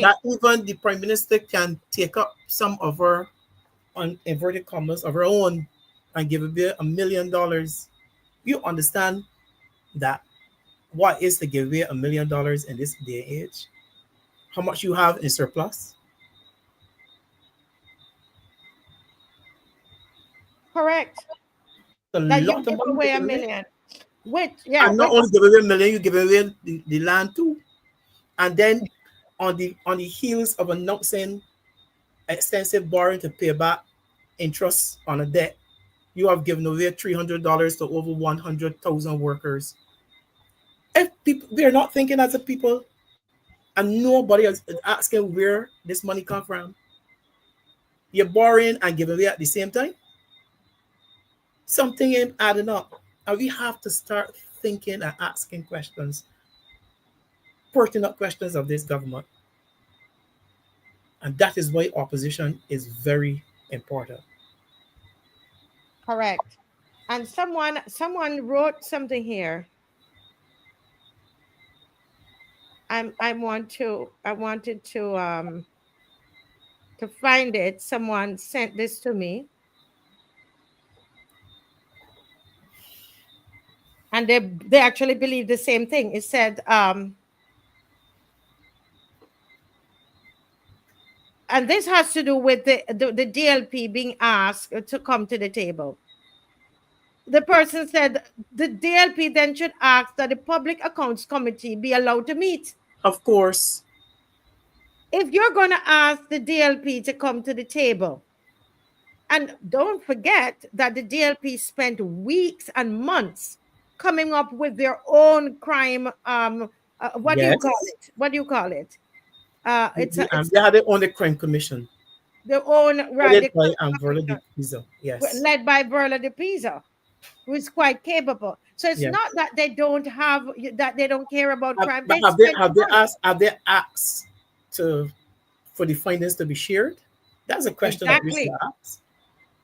And it was announced they had their crime commission before the prime minister Yes. started to bring all these people together. The DLP, that's one of the first things that Mr. Thorne did when he crossed over, was to put a commission on crime together, right? Yes. And they have all the findings, they have everything they're preparing, right? But they don't want that. They want them to come now, right? Mhm. So this person says the DLP should demand that the Public Accounts Committee be allowed to meet. They should demand all of the 150 case submissions since 2018. Mhm. Yes. They said the leader of the opposition should make these demands as a condition of coming to any table with them on anything. That's it. Demand to be treated as the opposition party, not only when it suits Motley, who by this invitation is looking for others to help shoulder the blame for the current watershed occurrence of murders in Barbados, which is her legacy and hers alone. Mhm. The person said this is a clear indication as any Motley that Motley and crew have no answers. They do not want to share in praise, but always looking for scapegoats to shoulder blame. Yes.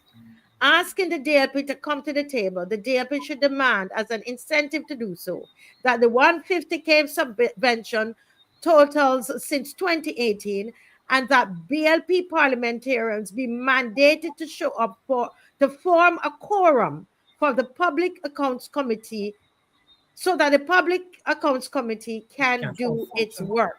And the Yes. person who wrote this, if you want me to say your name, I want to be able to give you credit. So please message me and let me know if I can say your name. Mhm. Yes. So you're in agreement. The That's person is basically what you're saying. perfectly correct. You can't continue. This government cannot continue to believe that they have all the cards. They cannot believe, and and then if you speak to some of them, they get on as if they are the only person who know about governance. There's this level of arrogance and something ignorance and how they respond to you. That you will be talking about a serious situation, and then all of a sudden you see some kind of stupid cartoon trying to discredit you. So I want finally to say in terms of the opposition is that the accountability, which is very important. They should question the government's decisions and policies, ensuring transparency and honesty.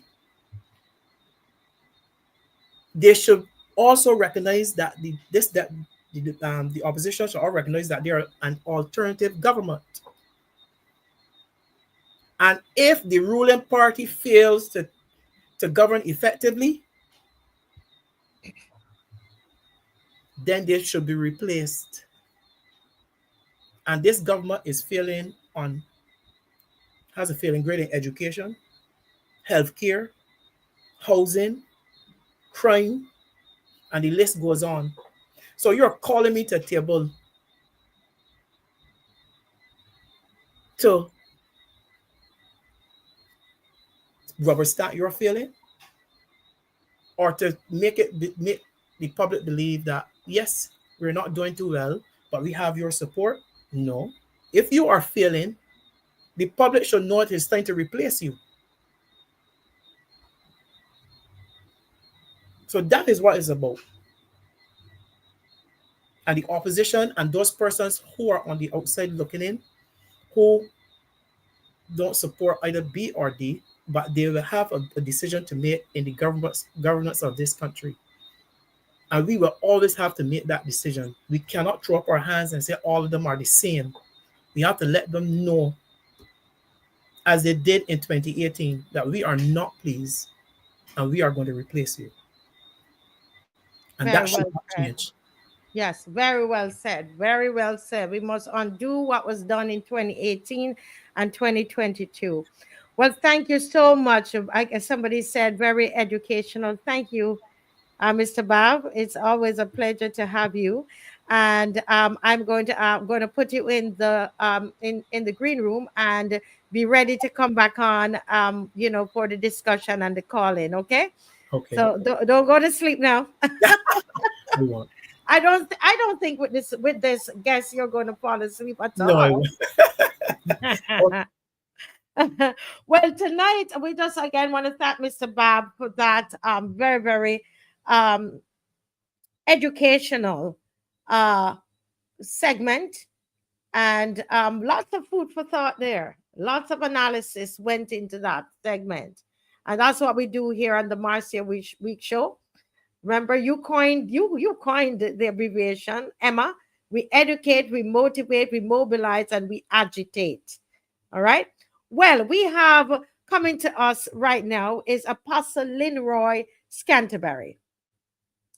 And I called him up. I said, Apostle, I want you to come on and just take the floor. What do you have on your heart? And so I'm eager to have him come on tonight. Good night, Apostle Scanterbury. How are you? Hey, good night. Good night. I'm doing great. What about yourself? Thank you so much for having me on your show again tonight, ma'am. Yes, I am doing great. And I'm sorry you weren't here at the beginning to help me. Help me, boy. Help me. But, but I shared some things with the people. I talked to you off air because I know you would have been at church and didn't hear. But I'm just going to leave the floor open to you, sir, Okay. tonight to share what the people, before he starts though, promise me, guys, you're going to share. Are you going to share? I didn't get to share yet. While he's talking, I'm going to get on my phone and I'm going to share. Please do that. Over to you, Apostle Scanterbury.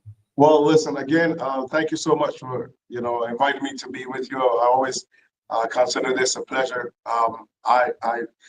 I just have a few things that are, very heavy on my mind here at this moment as far as Barbados is concerned.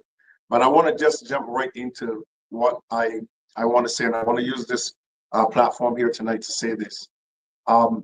Just as much as the church was instrumental in meeting with the government during COVID, okay, we have the meeting with the BEA, the BXC, and the Muslim Association. What I want to say is this: the time has come for the Bishop of Barbados and all of the major evangelical organizations in Barbados and all of the bishops here in our island, all of the mainstream ministers. It's time for them to meet and to have a draft document prepared, sent to the president and to the Prime Minister of Barbados, asking for the immediate resignation of the current Attorney General, Mr. Dale Marshall. Okay, let me say that it is unrighteous during a campaign for you to say that Mr. Adriel Brathwaite, who in a year had 19 homicides to deal with, 365 days, he had 19 to deal with, and his statement was he does not know what he's doing, he needs to resign. You cannot be allowed to continue as the Attorney General when you are up to 28 homicides in half of a year. It is unrighteous for you to demand that a person with 19, they resign in a whole year, and in half of a year, you have 28. And the types of murders that we are seeing, I mean, the fact that you can't even attain, a viewing, that even at a viewing, the idea of killing someone is in the minds of somebody else. It's outrageous.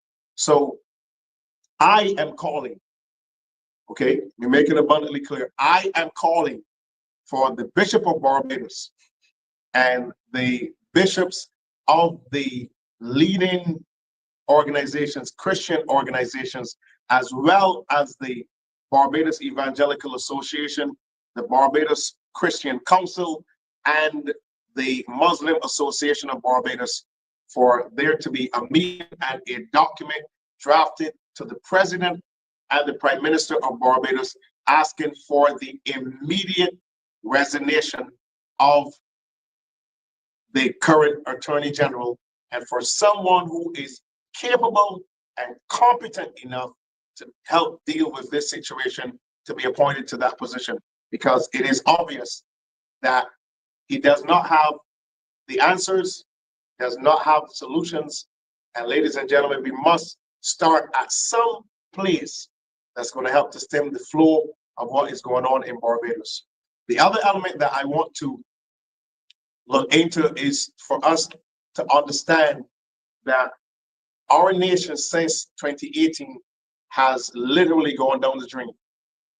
And we have to do the work now of rebuilding Barbados. And we have to rebuild Barbados pretty much from our young people.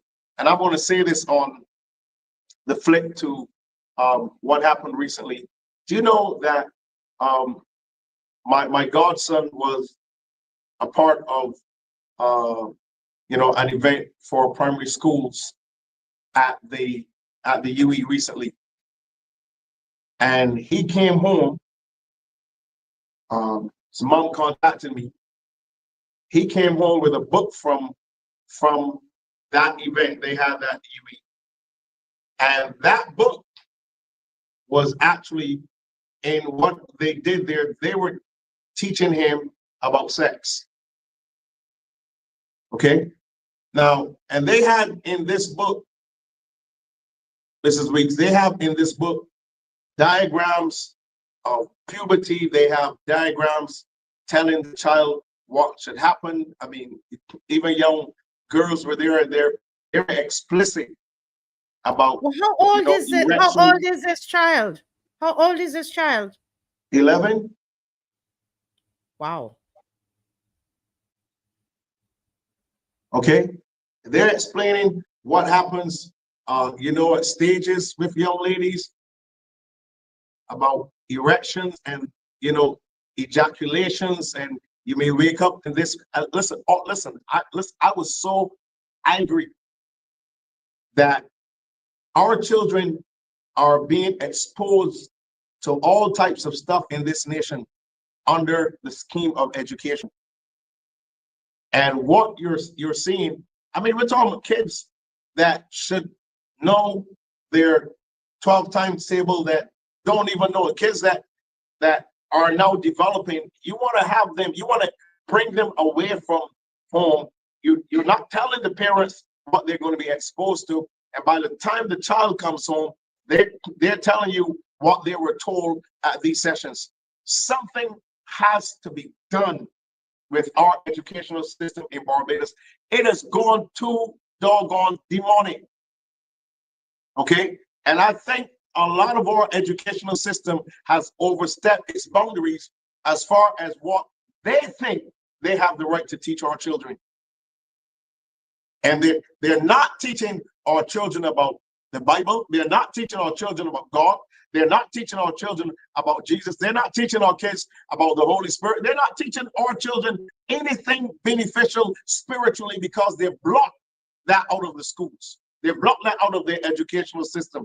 But for a child to leave home and then coming back home and they're able to tell you what they were told and show you on the page what they were told in a session at the University of the West Indies, listen, something has to be done here, because this is a serious breach of protocol. These folk are overstepping their boundaries, where they believe that it's their right to teach people's children what they want to teach them and not what they should be taught.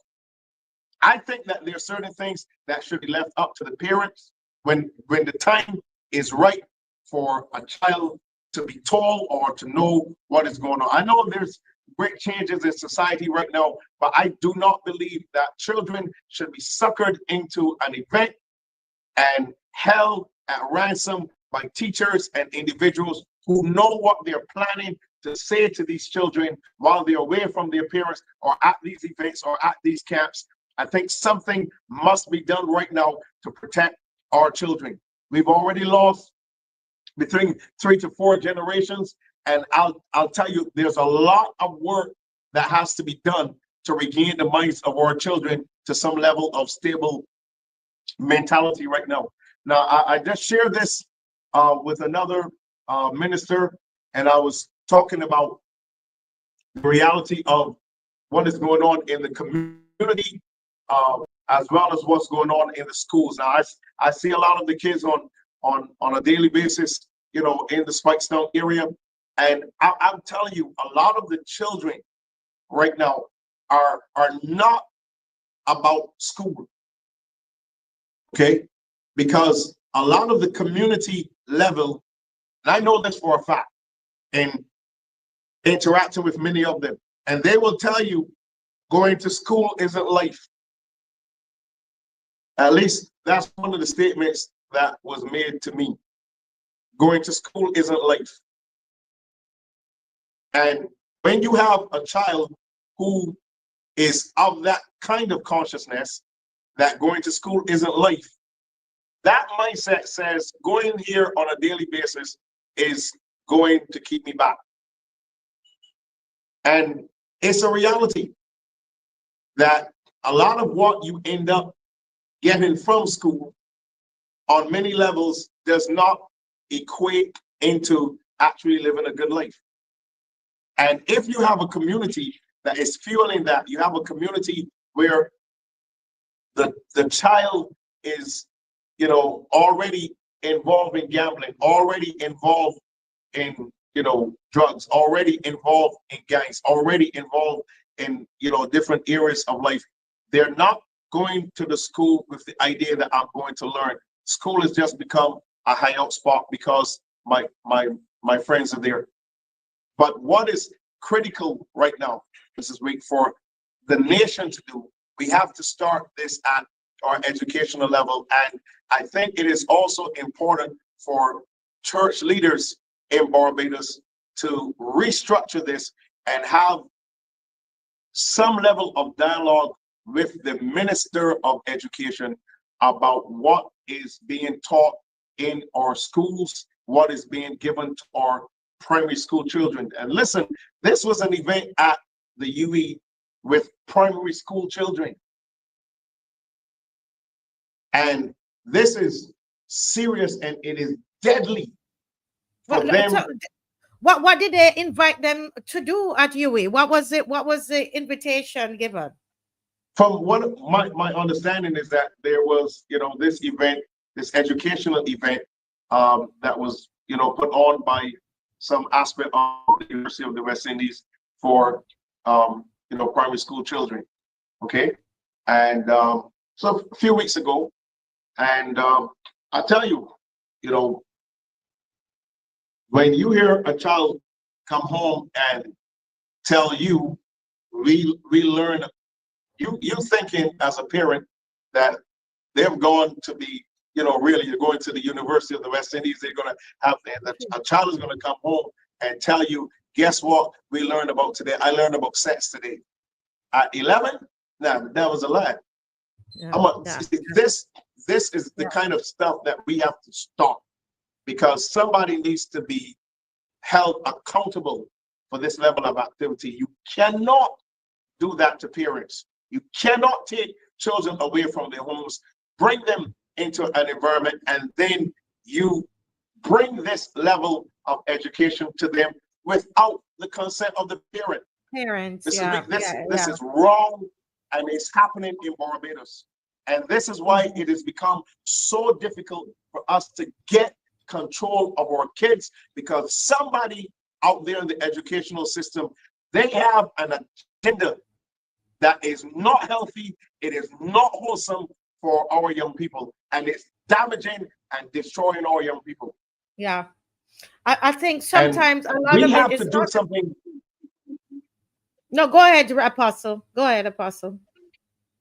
Yeah, I was saying, we have to do something about it now before we lose another 2 or 3 generations. That's what I wanted to end by saying. Yes, yes. And I can understand if you're in what we used to call it personal development program at my school, or if you're in biology class when they are that level at and they learn biology at secondary school, and they're teaching them about the female body and so on, and have to label and so on. But to invite the children at this is something special at the university, and didn't tell the parents, that can be, as a parent, is some information is when you give children information. And I think that when it's done, right? When it's done, it's very important when it's done. Yeah. And that the parents are aware, and it's not. And the thing is, why a lot of parents will be upset, it has to do with what was done before, as you and I know, when the test was administered to the children, Yes. or survey. And so parents want to know, and at that level, at the primary school level, really and truly, you should, that's why they teach, they teach biology at secondary school, right? So listen, I'll tell you, Miss. Now, I went to secondary school and we did biology, and I don't ever recall biology at secondary school being about sex. We dealt with the working of the heart. Oh. We dealt with the respiratory system. Oh, I understand you now, what you're saying. So you're saying that they were showing them how intercourse happens. Correct. Oh my. I did biology at school. Man, I still study the human body up to this day, because I believe it's an amazing work of art. But Oh, I'll do my best to get my hand on that book and share it with you so that you'll see for yourself what they had oh and what they no, did. that's too early. No, because they are so, I mean, they're seeing so much on, oh my Lord. I know I would be livid as a parent. Yeah. So Okay. I see the I difference. What you're saying is not about body parts. It's about, I've seen some of those books in the U.S. schools, in American schools. I've seen some of those books where they're Mhm. teaching them, different ways to have sex, and all of these things. And I mean, at a primary school level, I think that's too much. I No, personally think that's too no. much as a parent. Somebody needs to somebody needs to be held accountable for that type of activity. And I'm saying, I know, I mean, yeah, we understand we did areas about that, but we didn't have that level of, very intimate and very, deep information about, sex and intimacy and what it means if you wake up in the morning and you have an erection. No, no, no, no. It's too We didn't it's too have, we early. didn't have these It's too, folks. it's Yeah, these yeah. these folk are running somebody else's agenda, and it's a part of what is interfering, and this is why you're gonna end up you giving this kind of information. This is where you're gonna end up having issues with children at Yes. school, even at the primary level. Okay, I remember years ago I had a meeting at the Ministry of Education when Mr. Ronald Jones was there. And we were talking about the deviant behavior of the children at the time, and I shared some things with him. And now I was sitting next to one of the educational officers there, and the issue came up about problems that they're having in schools. And one of the conversations I had with her was the fact that in a certain particular school here in Barbados, there was a teacher that was putting a little boy and a little girl together, and they were caught doing it. What do you Okay, mean? What do you and mean? What do you what mean I put them mean together? is attempting, okay, attempting to have them get close to each other. Wow, the So teachers were I doing just it. want to, I just want, yeah, okay. And then Ah, she told me, she said to me, one case they were the little boy, they caught the little boy with, they caught a little boy asking a little girl if she knows that you can eat a candle. She said they asked him, that's what the teacher said. He was asking the little girl if he knows a candle, you can eat a candle. And the little girl asked him, what do you mean eat a candle? And he was about to show her what eating a candle meant. And when he was caught and they asked him where he got that from, he said this is what his mother's boyfriend said, to come and eat the candle for him. Okay, so listen, we got some serious issues going on, and if we keep fueling an already pre-existing problem, it's going to spiral out of control. So if you're gonna do this to children, and I'm gonna say it again, without parental consent, then somebody must be held accountable. I'm not going to share a lot of the things that I've been told and situations, but I will share this particular one that I was called by a teacher. And they told me, Apostle, we need you to pray. I need you to pray for this particular school.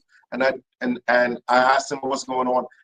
This teacher told me that she came back from lunch and found a teacher. This was on the day of the African awareness.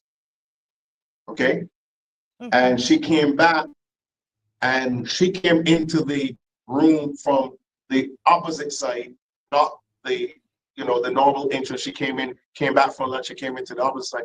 And she said she caught a teacher on this particular day during the African Awareness Day, teaching the children to call on an ancient African spirit. See, and she said when she just came into the room and asked her what she was doing, she kind of shut everything down. Listen, our children. You mean at school? Our children. So a teacher told you about another teacher? Yeah, she caught this particular teacher teaching the children how to invoke this ancient African spirit. It was a big issue, and she called me right away and asked for prayer. Listen, look, there's a lot of crazy stuff going on in this nation that needs to be addressed, Madam Weeks, and people need to be held accountable. These things must stop being swept under the carpet. Listen, the church in Barbados should have exploded when they had that IDB test.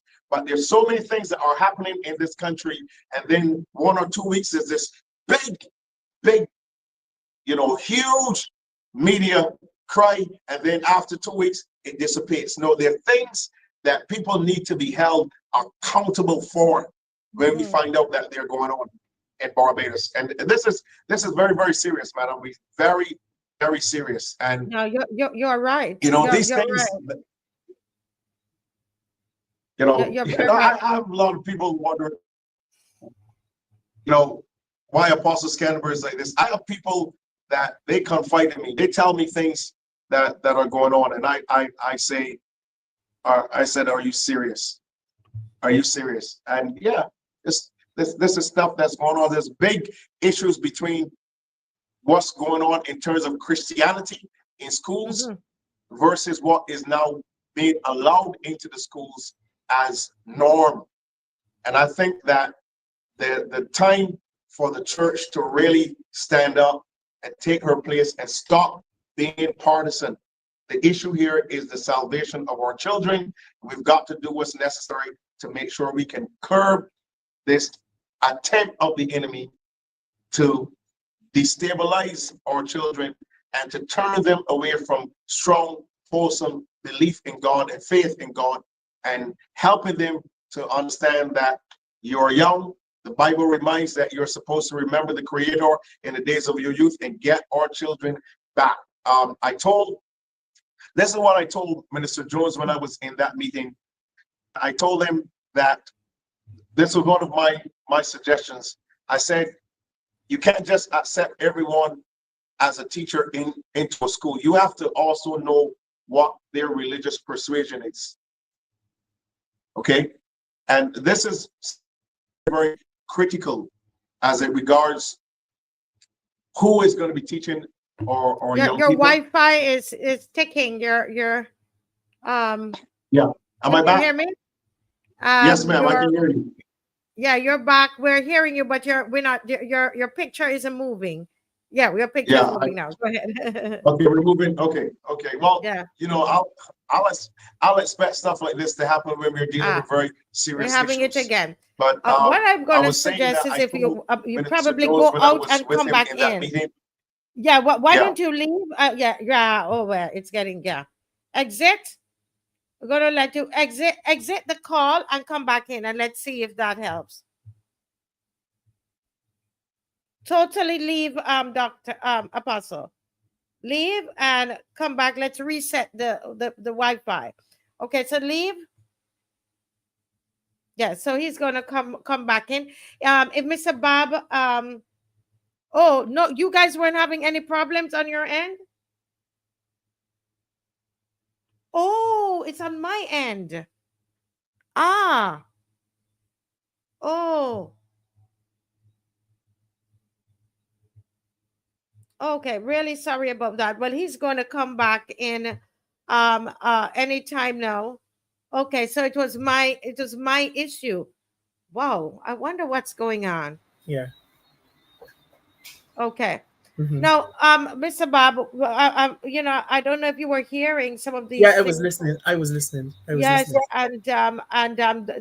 that is happening, and he was saying here that there was a book that the children were being taught certain things. But I think the parents, everybody know the children going to need to learn about the birds and the bees, right? That's But true. I think what people are concerned about is age. The age, Age, yes. yes, Is yes. The age, and yeah. I think that because of the exposure to um the cell phone and what they can have access to. Mm-hmm. A lot of children, if you don't keep your eyes on them, even during school time, and when they're in their small groups, will visit porn sites because they're curious. But if you're having a situation where you're fueling that curiosity, where you Mm-hmm. invite them at such an early age and you give them you make them even more curious because you may have been talking to 11-year-old and 9-year-old person in the audience who may never have even thought about that, but then you have now created a Mm-hmm. situation where you feel the The curiosity. So curiosity. But this is a teacher. Let me remind them that you are a teacher, and you yes. are saying, yes, you're saying that they already have these cell phones and all of Mhm. these things, and then now when you introduce it a bit too early, you are fueling their Their curiosity curiosity, yes. because it's not in the right. Wow, yeah, yeah. I really would love for Apostle to get back in. Yeah. I'm not seeing him just yet. But there's so much but there's a lot of tinkering with the education. I don't know why. Yes, we're trying to find how it becomes relevant to what Mm-hmm. we are faced with. We have the edutech. We tried with that. We are now talking about we went from transformation to reform, and now we're talking about introducing a, a segment of music or entertainment. So Mm-hmm. I'm still looking to hear the explanation for that. He's back, so Yes. let's yes. Yes, yes, but yes. Okay, so Rev, apparently it wasn't you, it was me. And so I'm so sorry about that. And that you see, I don't have Dave isn't here with me, so I don't know. I'm going to let you continue, sir. You and Mr. Bob continue, and I'm just going to check on my source. I was being told that the issue is really me. Okay, so let me leave, and you continue. Please continue, Pastor. So Bob, Good night, Apostle. Good night. And she says to you to continue to make your point. And I was listening as a teacher with great interest, so right. you can continue. Yeah, I was making a point about a meeting that I had with Mr. Jones while he was the Minister of Education. And part of the information that I gave to him in regards to, I mean, we talked about several things, including the PSVs and the fact that they should not be allowed to be playing music Hmm. while they're transporting children to school. Hmm. And that culture has resurfaced. I've seen that happening while they're taking children to school. I've seen it happen when children are on their way home from school. So when they get Okay, in those PSVs, they come into school in the wrong frame of mind with the type of correct, correct, correct. So even on that level, they have to understand that they are also playing a role in this. We have cases where, I mean, it was happening when I was at school, but there's still too many cases where there's this, passing home and going into town, coming back on the bus. I have uh, cases where, serious cases of parents stopping um, these minivans and taking their sons and daughters off of it, because of being told that you know, some family member or some friend spot the child, just jolly riding. And so these are things that and increase cases where, these operators are being, taken before the court for issues with, female students. So, we had a broad-based system where we dealt with a lot of the elements. And I told them they have their legislation already against the PSVs, but I told them a law that is not enforced is not really a law. You already have a law there that says that they can't do it, but they shouldn't do it, but you don't enforce what is going on. And someone asked me how would you go about doing that? I said, well, listen, you already have enough marshals at the MTW. You can actually develop the case where you can probably bring some more individuals on, have them on dress and have them at strategic points on mornings. And if they get on a Zed or a minivan that's, playing music while they're transporting children, that minivan is off the road for a week. The bus driver's license is suspended for a week, or the conductor's license is suspended for a week. That vehicle is off the road for a week. If it is caught on the road during that week, if the driver is caught, operating other person's vehicle, or the conductor is caught doing it, then you go to a month. Then from a month to 6, to 6 months. And if it continues, then full, a complete, suspension, of complete cancellation of their permits. So there are things that need to be put in place, because all of these aspects must understand that they are playing a role. When, as a PSV operator, you're taking a child to school, you have to understand you're playing a role in that child's education. If you implement a system that interferes with the proper state of mind of that child on reaching school, then you have to, that is your fault. That child ends up at school or shows up at school without the right mindset. You're going to an educational institution, you're going to learn, but when you get there, your mind is warped by all of this vulgarity and all of this, all this bumping and grinding. So you're not entering the school at that moment, as a wholesome person. You're not going there to really learn. So all of these areas must understand you're playing a role in the development of our young people. And if what you are offering them, either on the way home from school or on their way to school, if you're offering them something that is interfering with their psychology, then you must be held accountable for that. And at some level, okay, I think the following week he went to Parliament to bring legislation against the PSVs, which he did. But since, this administration, they're blaring their music morning and evening.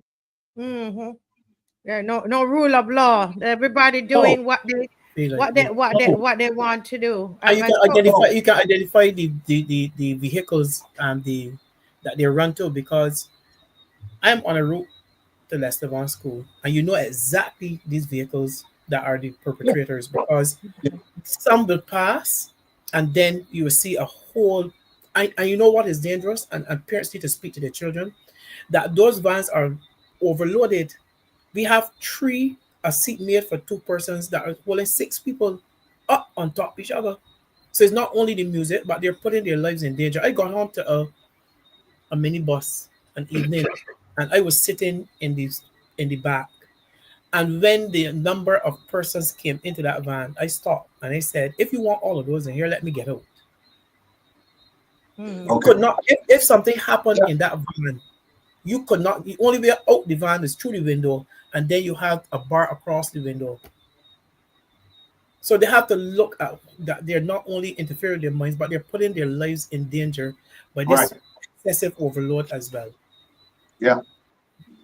Well, you know what? Let me just say, gentlemen, to the viewers, that we have the line is open, and you know how it goes. Go ahead, the number is there, and you are feel free to call in. You can talk about You can question me about what I said at the beginning. You might not agree. As I said, those are my opinions. Rev, I was talking about, that I personally believe, and based on my research, that there were some rituals that were done at the 2018 election, 2020 election, rituals done with the flag, rituals done with Errol Barrow, you know, clothes, is garments. And and I know, as a matter of fact, you're saying, I take long to I'm the one that take long to come to these things. I take very, very long. I'm an accountant by mind, and so that's my training. They will tell you, Mr. Bob. People, it's very rare that somebody can scam me, because I am not very gullible. I'm the one in the family. Don't try to scam me, because I'm like sitting there looking at you like, Right. So the same thing with the COVID injections. I took a long time to get on the bandwagon, not to believe that I shouldn't take it. I'm just that kind of person. So Right. I see you nodding your head, Apostle, like, yeah, we know that already. No doubt. No doubt. So people can call in and ask me anything you want to ask me about. That cuss me off if you want to. And anything that Mr. Bob has spoken about tonight, if you want to talk about just what's happening in the country with all the bloodshed, go ahead and call the number. We are here for you. All right, go ahead, gentlemen. I'm not sure who was speaking before I interrupted them. Yeah, I think Mr. Bell was speaking as well. Yeah. Yes, and I think Yes, we have a right. caller. I think we have a Okay. caller, actually. Just hold it there, Mr. Bob. Hold it. Yes. Caller, good night. Oops. 1 second. There's a little challenge there. Go ahead, Mr. Bob, for a minute until I get it started out. Okay, I was just zeroing in on what Apostle was talking about in terms of the mind of our children, and a lot of them are coming to school late, so they're missing. Oh, she's here. She's back. Yes. Go ahead, caller. Good night. Yes. Good night. Good Welcome to night. the Marcia Week Show. Yes, please. Yes, this call is mostly directed to the apostle. Yes, go right ahead. Yes, please. Why is it that the churches are not actually teaching their congregants about the witchcraft? I do listen to him on Thursdays, and yes, he does speak about it. So why you would have a believer and you would ask them about witchcraft, and they were like, "Oh no, we don't believe in that," even though it is in the Bible.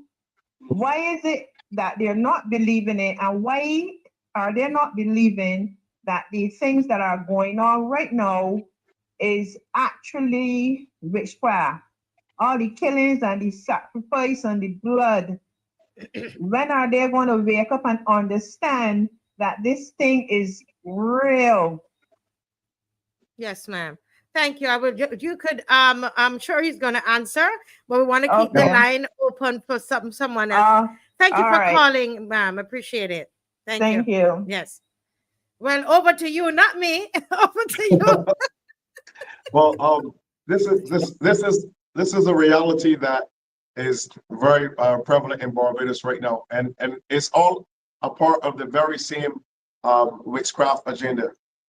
Ignorance, agnosticism is a very key component in how these forces operate. They don't want you to know that they exist, and they don't want you to believe that there's anything else beyond what is happening other than just happenstantial. So people are not going to believe that the whole gang warfare, the shootings, the violent crimes, they're not going to believe that there is a higher principle behind what is happening. And let me go to a very familiar passage of scripture.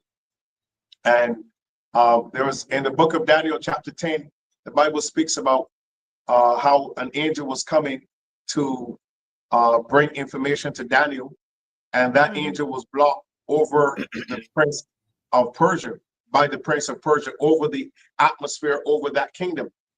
And he was there for 21 days until the archangel Michael came and delivered him. Okay. And you will have these elements in the Bible. You will have the fact that Moses dealt with Jannes and Jambres in Egypt when they threw down their rods. You will have all of these things in the Bible, and still you will have people tell you they don't believe these things exist. And that's a beautiful playground for the enemy. Okay, so anything can be done to individuals who choose to remain ignorant. Okay, and that's what God says. My people are destroyed, not because the devil is powerful, but they're destroyed for the lack of knowledge. And any man of God or any woman of God who does not properly educate their people about these levels is doing them a very serious injustice. Not that we spend all the time talking about the enemy, but we need our people to be aware. And that's what the Apostle Paul said about the enemy. We are not ignorant of his devices. We know he exists. And then you still have the word of God in Ephesians 6 that tells us that we wrestle not against flesh and blood, but against principalities and powers and rulers of darkness, spiritual wickedness in heavenly places. You would have this in the Bible, and then you would have a Christian tell you, we don't believe in this, we don't be, and it's right there in front of you. So that shows you that there's a very high level of ignorance and on many levels of the Christian community. Yes, ma'am. Yes. Hold the thought there, because I want to come back to that. I have questions to ask you as well on that. So just hold on. Good night, caller. Hi, good night. Okay, can you hear the caller? Good night, caller. Yeah, hi, good night. Can you hear me? A bit better. Can you speak up a little or turn up your phone? Can you hear me? Yes, we're hearing it way better now. Yes. Yeah. So, I was just listening to y'all talking tonight, and there's a bit of things that I'm skeptical about. But I think that it's correlated to some information that that I've had at church, which is building a strong foundation, and building a foundation in Christ. You understand? And building a foundation on the belief in God. When we look at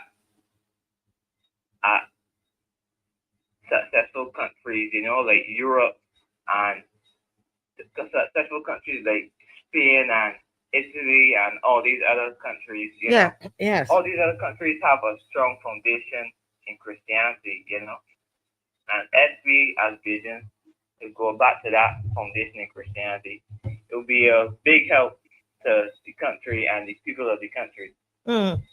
Okay. Well, point well taken. Thank you so much for calling. Thank you. Thank you very much. Yes, he's saying, you heard him, that to go back to the foundations. We have another caller here. Good night, caller. Yes, good evening. Good evening, Mrs. Corwin. Yes. How are you doing? Well, thank you, Miss. Good evening to Apostle Canterbury and to Mr. BABB. Yes, go ahead. They're listening to you. Yes, good evening to you, gentlemen, and good evening to you, loyal sons and daughters. I was listening to you, Master, from the start, and I hear your heart, and it beats in many ways to the beats of mine. It's synchronized in that respect.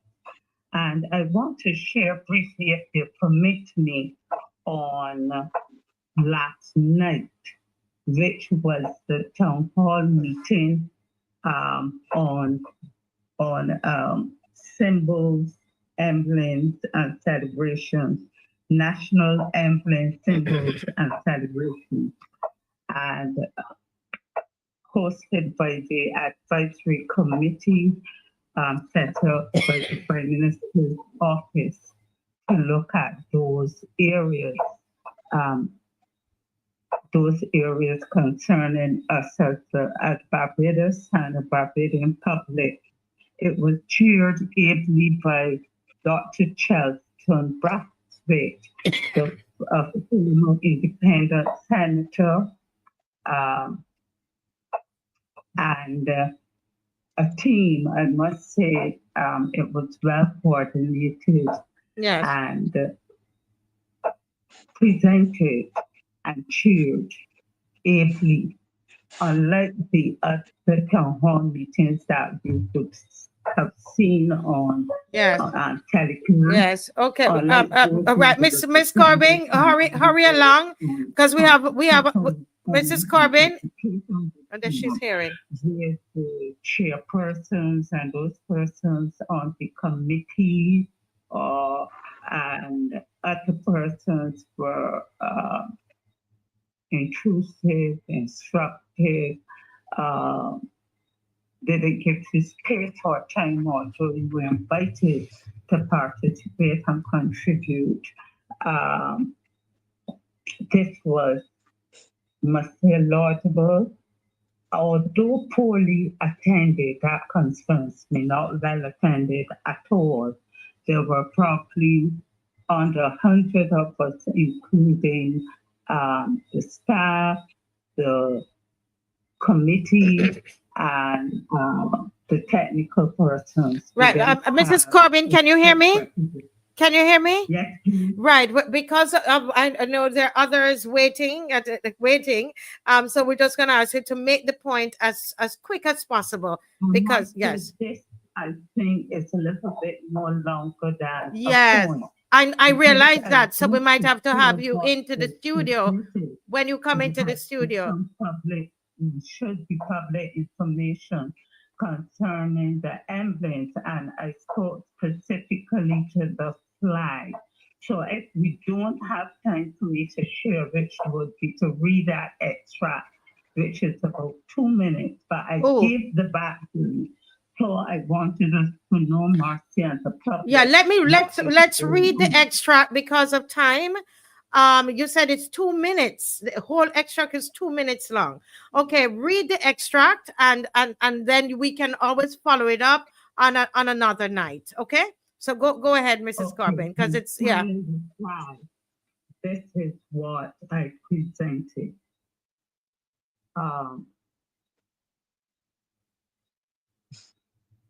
The flag has raised some concern as one of our national symbols. And then there are some amongst us who have some issues with the trident, suggesting that it has some mystical association. How do we deal with that? And while I'm talking to the flag, this may be a good place to ask the question, what really happened with the flag that was draped around the coffin and was buried somewhere in Ghana with rituals and libation unfamiliar to us, and led by our Honorable Prime Minister, Mia Motley, and her entourage. We are only going on speculations and what we're seeing on social media. Could I ask through you, Mr. Chairman, Dr. Brathwaite, that the Barbadian public be enlightened on why was the flag our national emblem with the trident used in this manner? What was in the coffin and why was it done? You may be aware that people are seeing that what we are experiencing at a national level, real crime and violence and other troubling occurrences, can be attributed to that ritual in Ghana. We know that at a national funeral, the flag is folded and handed to the neck of kin of the deceased person. It never goes into the ground. So through you, sir, please enlighten us and ask the Prime Minister to do so. That was my submission. Wow. I received calls saying that that was probably the first open public clearly presented directly to the Prime Minister. After that, there are speculations on social media. Well, we're happy that you were able to. Well, we're that was presented at the town hall meeting, and we'll wait to hear some public response if it does come. Thank you. Yes, thank you so much, Mrs. Corbin. And I think that was that's important that was raised there. And I'm sure when she comes on sometime next week, based on what her schedule allows, then she'll be able to go into that a bit further. But she made mention of the flag being put in the ground. Lowered in the ground, etc. And I would have heard it being bandied about it being, people said, well, people started saying that's a reason things are the way they are, and I just listened to them. I've been very polite, and so on. I didn't know what to think or what, but this I've come to believe that, I come to believe that, sir. And and you said something about good. I was speaking this week with somebody who they consider themselves a high priestess in their cult, and they said to me, rituals can be good or they can be bad. And she believes what was done with the flag was bad. In fact, gentlemen and viewers, someone called me from New York today. A Bajan called me from New York today, and he said to me, gentlemen, that he showed a Haitian guy whose family was involved in those kinds of rituals and so on. And the Haitian guy said, why would somebody do that ritual to the flag? He said they're basically saying a doom to the destiny of that country. That country's destiny is doomed, is what the Haitian guy said to the Bajan guy. And they called me from New York with that information today. So, Apostle, I wanted to share that. And yeah. Yeah. Let me say this.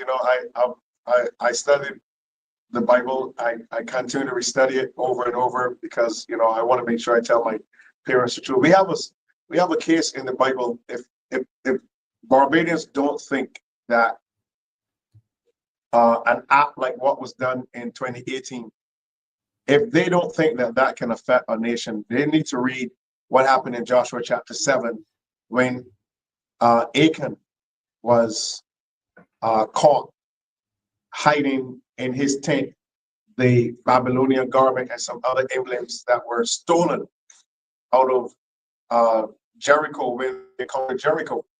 And that act caused 36 men to die when they went to fight Ai.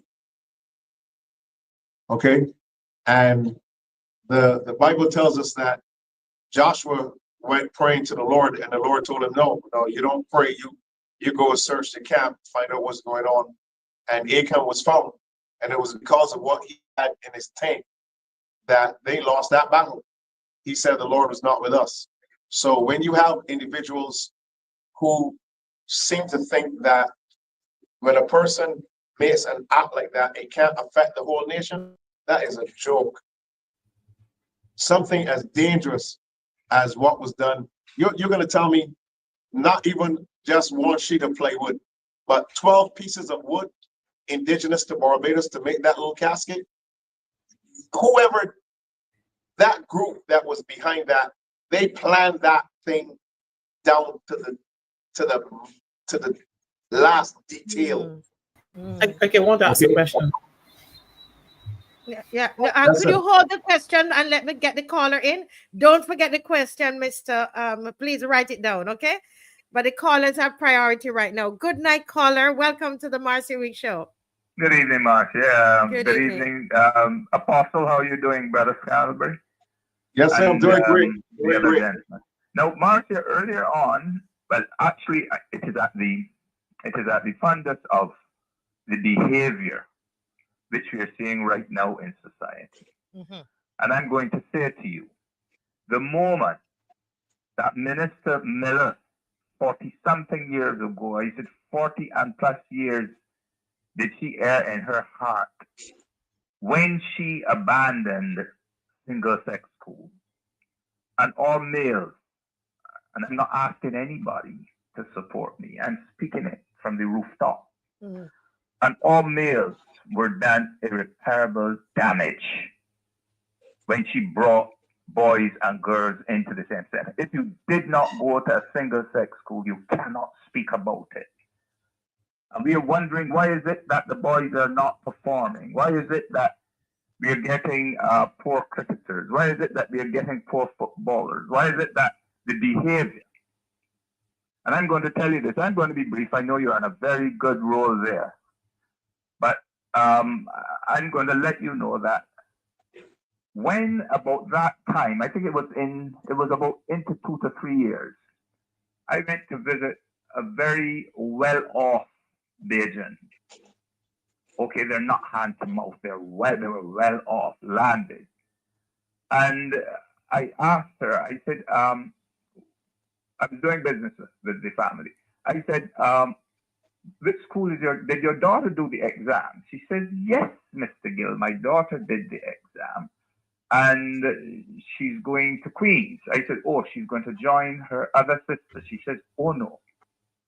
I am taking my big daughter out of Queen's College. I'm going to be sending her and the second girl up to England to their paternal grandmother to do school up there. She says, my big daughter is so crude. She's so rough in the way that she speaks to people. If I were the parent of a boy, I would not like my son to have a wife like what I'm seeing in my big daughter and her friends. They are rough and crude. She says, I'm taking both of them, sending them off to England to school. Now, at that time, Mark, you were around.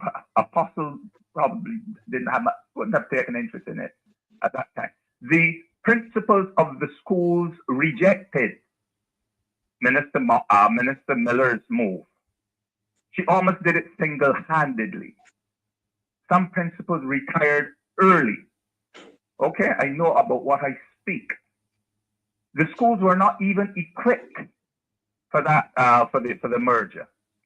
But yet she said, I am doing it, and she did it single-handedly.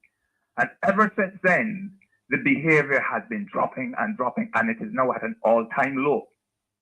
Male teachers moved out of the secondary school system. They said, we cannot handle it. You know, we know what it is to have a boy on a boy conflict, a fight. But when it is boy on boy, girl on boy, boy on girl, girl on girl, they just cannot handle the discipline. And the school children disrespect, especially the boys, they disrespect the female teachers. You only have to ask Caswell Franklin what one of those boys called a teacher. And that caused a stick out or a stand out or whatever. They do not know how to, and the female teachers are under stress. The boys do not know how to answer their mothers. Right. And they answer the teachers the same way.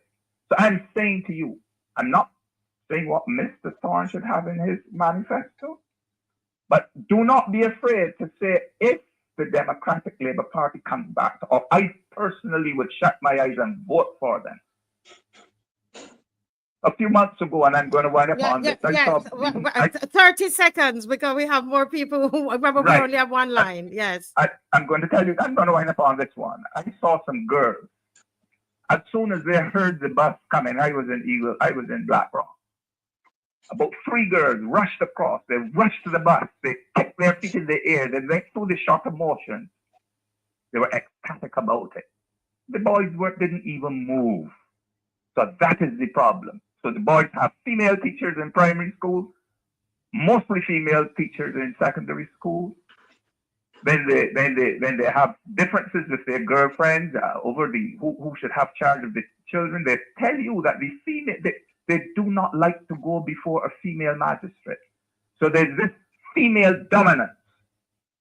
You have a minister of education who is female, a permanent secretary who is female, a deputy permanent secretary, a deputy who is female. The boys have no chance. And with that, I say good night. Good night, sir. And I want to say to you, I would love for you to be able, we able, when you finish all of this teaching, let's book a time so that you get a full 20-30 minutes.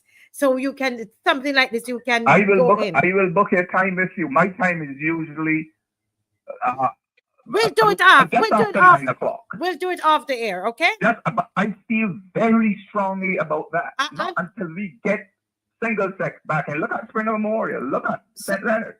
Okay, so what we'll do, I'm going to take you at your word on that, okay? Yes, all right. I will give you half hour. All right. Okay, sir. Thank you so very much. Very well. Yes. Very great well. point. Yes.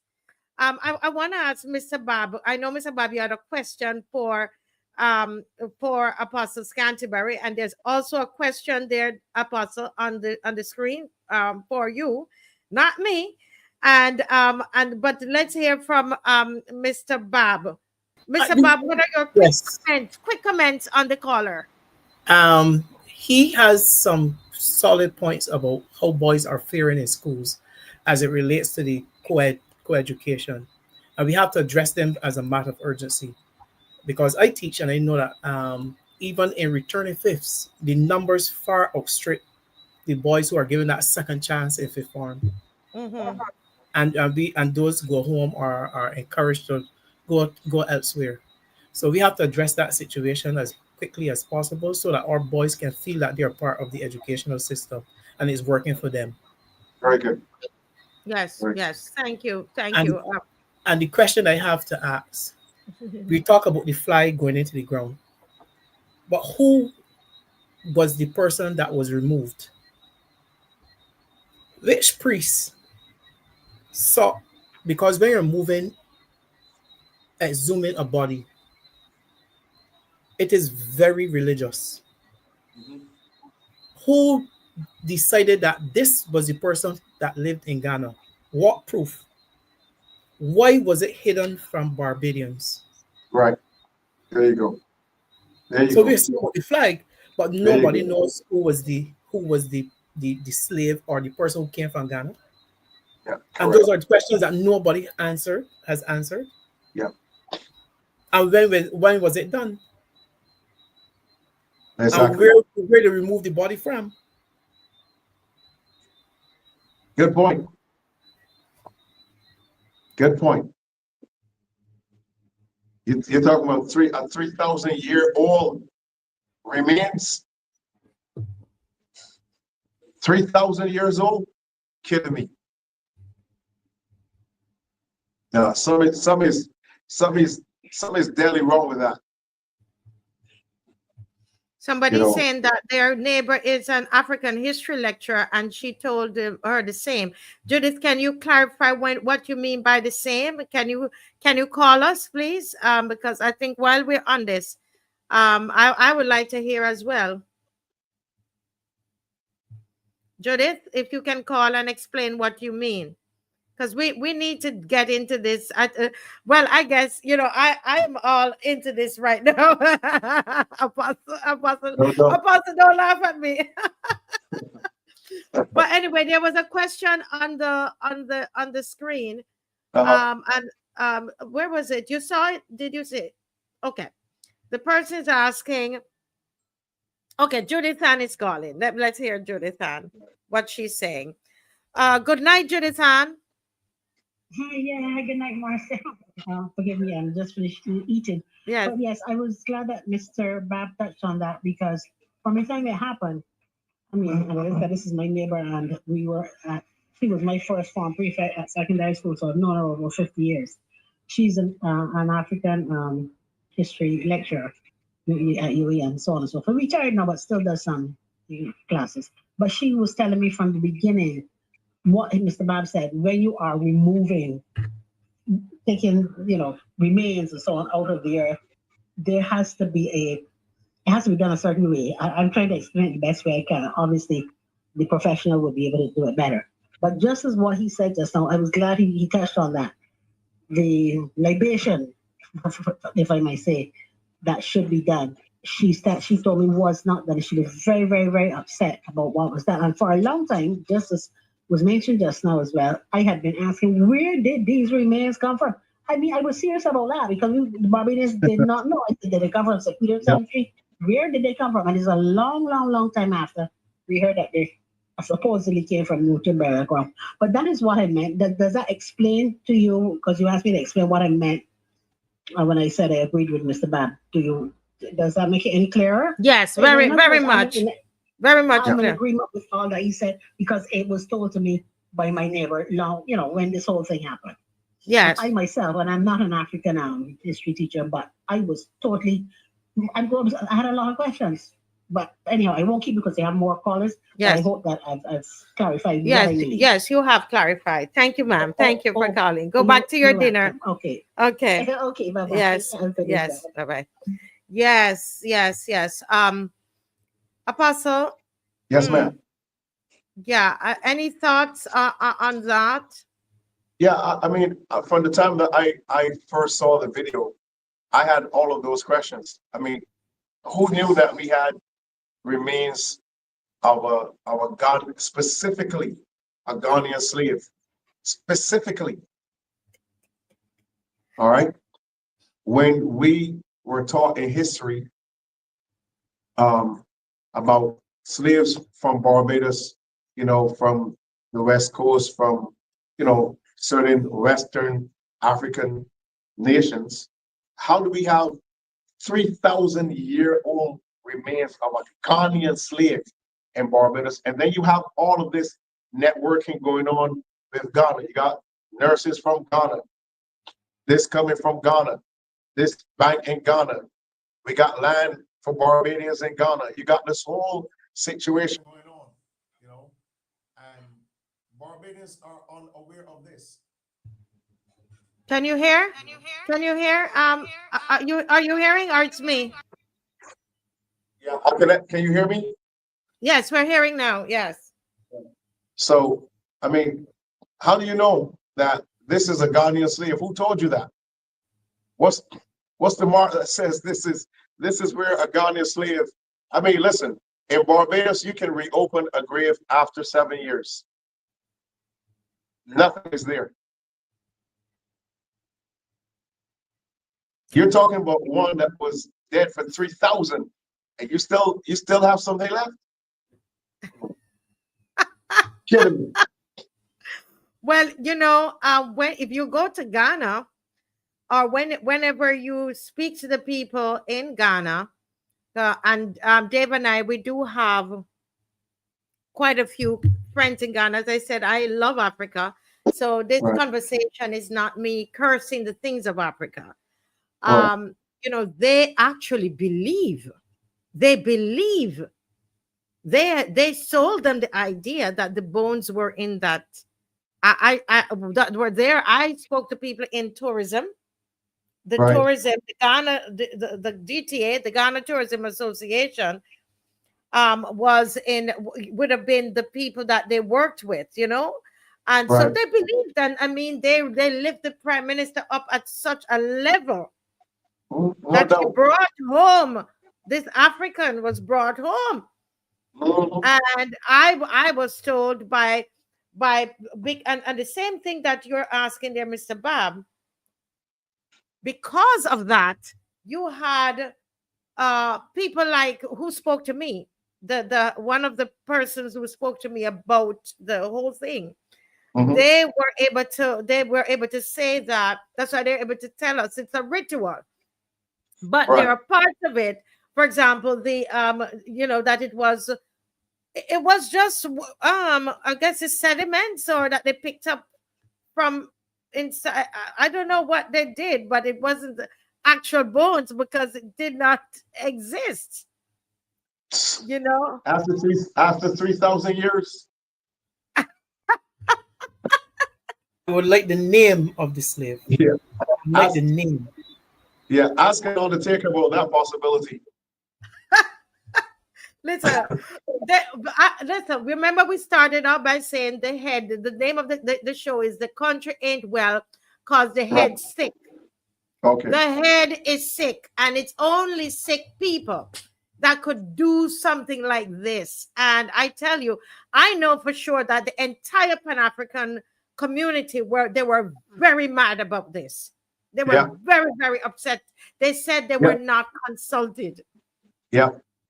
And that's what I was told this week when I told you I had the discussion with this person who consider themselves a high priestess. Okay. Right. They were not consulted. And they feared. The thing about it is that they actually, Apostle, they feared this person. They left Barbados. Really? Because of that? Mr. Bob, they said, right? This is going to be so bad for Barbados. They clear out. And this and then the other things that what they're saying is a manifestation of what's happening in Barbados is because something has gone drastically wrong. Mm-hmm. No doubt. You understand? These are people, some of these people were involved in some of these how do I put this? There are people, let me put it that way, who were involved in some of these bad rituals at the election in 2018, who are now very upset because of what happened with the flag. And they are saying that, listen, things are not going to get better. And I know of people who have left this country because it's Marcia, and they made, two of them made reference to me about do you remember when we had the Freak Star? Yes. You remember? Right. They said, and these are independent person. One is a high priest, a man, and a high priestess woman, right? Mm-hmm. And they said to me, gentlemen and viewers, I tell you, I kid you not, they spoke to me years apart, and they said to me that freak storm was an indication, right, of how whatever, the anger that was stirred up against the country. But there's a level of anger and disquiet in this nation since 2018 that was unexplained. We are accustomed to having disputes among people, even at work or on the street, but not to the point where anybody would take up a knife, drive by and shoot things. There has been a level of a releasing of an angry spirit among our people. Yes, that's correct. It's manifested every day, and there has to be some explanation for it. And there's a level of desperation that I have never seen before. Yeah. And you see it on the roads, even with the way how drivers are speaking to others and things that they're doing, on the road as well. But I think I mentioned on the last show, the last time I was here with you, they said on the casket that they took together was the coat of arms was on it, and they have the words "We loyal sons and daughters all." Okay, on that casket, that is the same. That's the same words they have on the heroes monument in Bridgetown. "We loyal sons and daughters all," and I showed you that on one of the murals that they have down here in Spikestown.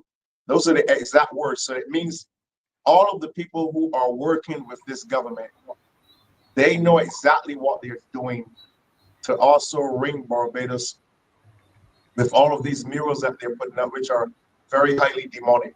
I think if you go to and I'll send you a picture of the one they have in St. Lucie by the wall of the police station, where the lady who is Lucy, who's supposed to be the martyr, she's actually standing holding a bowl with her eyes in the bowl.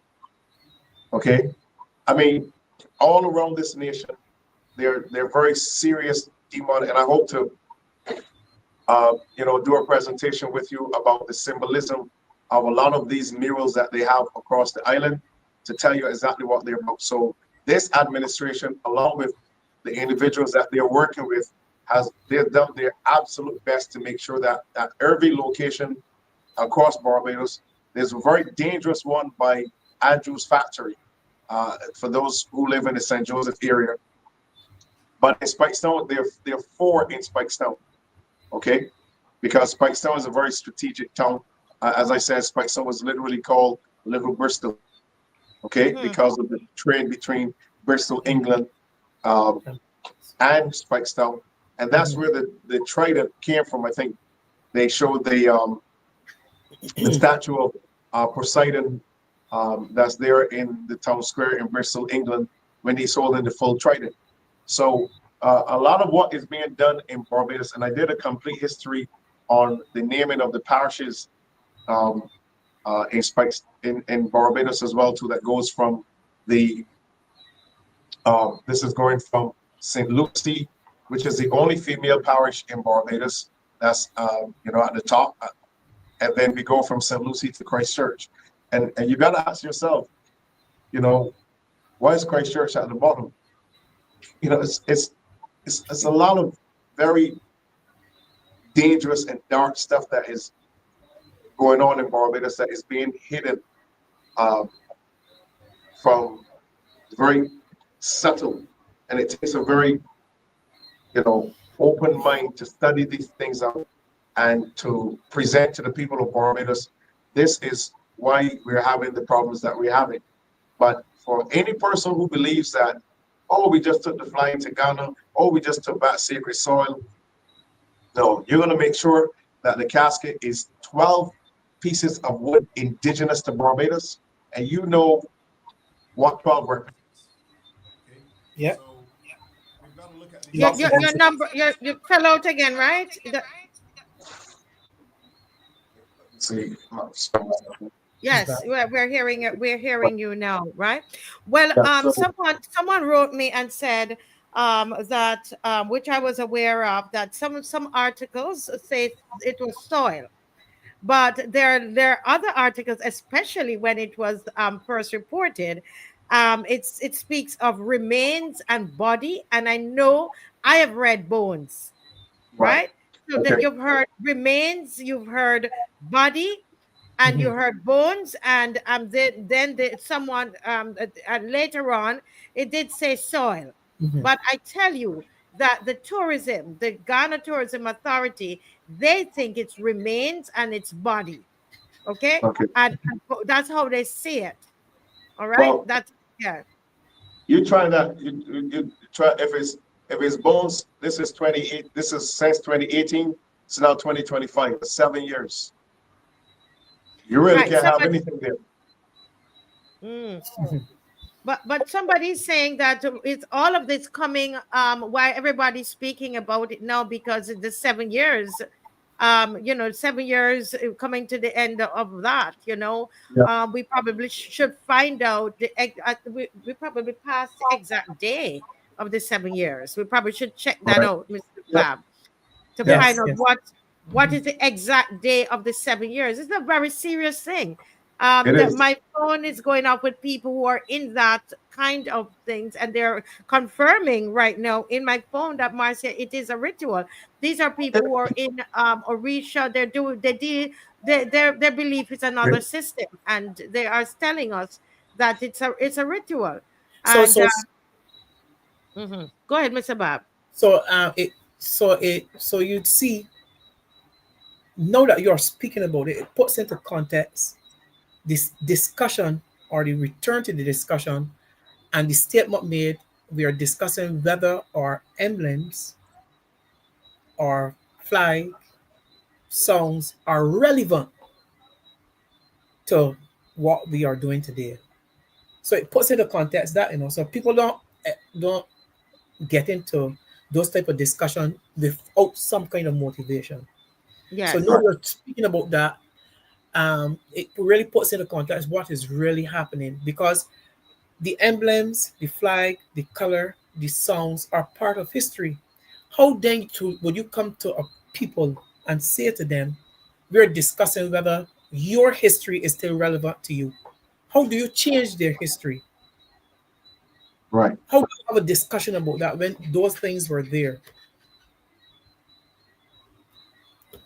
Yeah. Interesting, because if what Apostle is saying, that the coat of arms was on the Yes. box as well. Yeah. If those things are so, someone asked me a question. Actually, my husband, he's deep as well, and he was saying, it seems that both the person from Haiti and the person from Barbados, they're both saying it's a ritual that is, and what it means is, it's the destiny of that country is being lost. Really, it's a lost destiny. Okay. Does that mean that this was the burial of that destiny of that country? So, Marcia, you have to listen, because if those things were, you're saying, I'm trying to connect dots. If you're saying that we are now approaching or have approached the 7-year since then, and you're having this discussion, and those things are buried on that box, and after 7 years, are we going to get rid of them because of where they are? That's where I'm getting to, because if it is a burial of our destiny, Apostle, this is what, and I'm just going off. You probably rebuke me for talking to all these people, but it's research. It's a research, Apostle. So what I'm saying, if their explanation to me is that, Marcia, they say to me, Marcia, it is the burial of the destiny of the country. The question is it that they're expecting a new country? They're trying to create something brand new. And does that explain why we cannot find the prime minister at any official function with that flag on her left breast? She wears other brooches, but not the flag of Barbados. And that's a fact. Well, what is critical, and I'm glad that you said what you heard about that burial. I've heard some other things about it as well, but more so to coincide with the fact that not just the burial of the destiny of the nation, but a burial of the nation to make the people subservient to a certain entity that would allow the continuity of a certain kind of leadership. Okay, so you'll find that whatever is happening is being done to make sure that this administration stays in power. You got it? So the system is being, all of that element with that Afro-Exim Bank coming to Barbados, all of that is a part of it. Okay. Check this comment here. Check this comment here. Let me tell you, this is a season where, Apostle, there's a lot that has been uncovered, and the people of Barbados have been saying this, And I remember somebody even wanted to, and I was like, I can't take on all of that thing, But no, but it's a serious situation. And the reason, look at what this person is asking. We don't know if it has been taken and buried there. No, that's not it. That's where the comment is.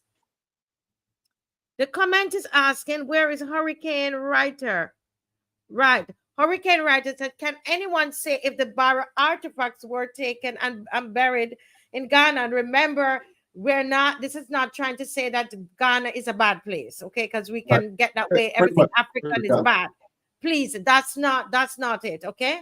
I would never allow that. I'm a true African. Now, can we don't know if it was actually buried there, Apostle? Right. Wow. But somebody's got them. And again, like I said, if you go online and you get the pictures of the Hero Square, the pictures that came out had our barrow facing down Broad Street. Yes, you showed me. When I showed you that when they did it, they put Rihanna and put Arabara at the back. Okay? They have Arabara basically facing the Wharf Road. See? So he's pretty much facing the sunset, which means that he's going off, you know, the scene, and you have Rihanna and everybody's coming to her. Okay? So a lot of the things that they have set up here are at many levels very, very demonic. And I don't know how long it's going to take Barbadians to wake up and realize, you know, if you keep your head in the sand, they're going to keep doing what they're doing. But since 2018, Barbados has become a very highly demonic society. And that level has permeated to the point that these folk can actually come and lie to you and get away with it. Yes, yes. Harriet is asking a question here. And Harriet, I'm going to jump in this here. When I asked that same question, Harriet, because remember, I'm coming from not a believer position, not a believer, but a little skeptical, right? And what I was told is that it's done, in this case, it was done for power. It was done for, I have it here, that it was done for power. That's what I was told. Right. Okay. There's a call coming in, although it's 10:07. Who's calling me at 10:07? Hi, caller. Good night. Good night. Good night, caller. We're having fun. It's 10:07 and we didn't even realize. Go right ahead. Make it real quick.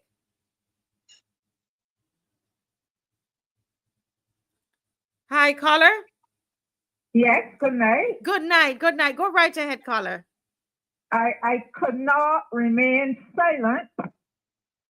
I could not remain silent after listening to this show tonight. Mm-hmm. Hello? Yes, I'm hearing you. And I want to remind us, in spite everything that has happened in this ritual to this country, I pay attention to the second verse in our national anthem, which says, "The Lord has been the people's guide for past 300 years. With him on the people's side, we have no doubt or fear. And it does not matter what ritual is done. We stand firm on that. It is written in our anthem that the Lord has been the people's guide, and with him still on the people's side. And he is greater than any other God." So we stand firm on that as Barbadians, and nothing can overcome that. The Lord, he is God. Yes. Wow. Powerful. Thank you so much, ma'am. Thank you. Yeah. Well, oh my Lord. I tell you, I am this show can done because I'm getting so much revelation. You all, listen, Apostle, where is prophetess? Listen, I am getting, listen, Mr. BABB said something. Right. And you said something, and something is triggering my mind. But let me let you go, and I'm go. You go ahead, Apostle. Yeah. You know, I really, you know, thank God for the caller on just now. And, you know, I agree with what she said about, you know, nothing can really stop God and, you know, interfere with God. But what we are looking at here is the actions of a leader. And we have to understand that whether the nation is Christian or not, if the actions of the leader are anti-God, you're going to have a problem in the nation. And I would go back to what the Bible said about, let's say, for instance, the children of Israel in Judges chapter 7. The Bible reminds us that the children did evil in the sight of the Lord, and the Lord handed them over to the Midianites for 7 years. Okay? So I understand where she's coming from, but if you allow evil to prevail in your country, even if this country is Christian, if you allow evil at the level of leadership, you're going to have a problem. Okay? And Barbados is not going to know how deadly this situation is until we see the backs of the Barbados Labour Party.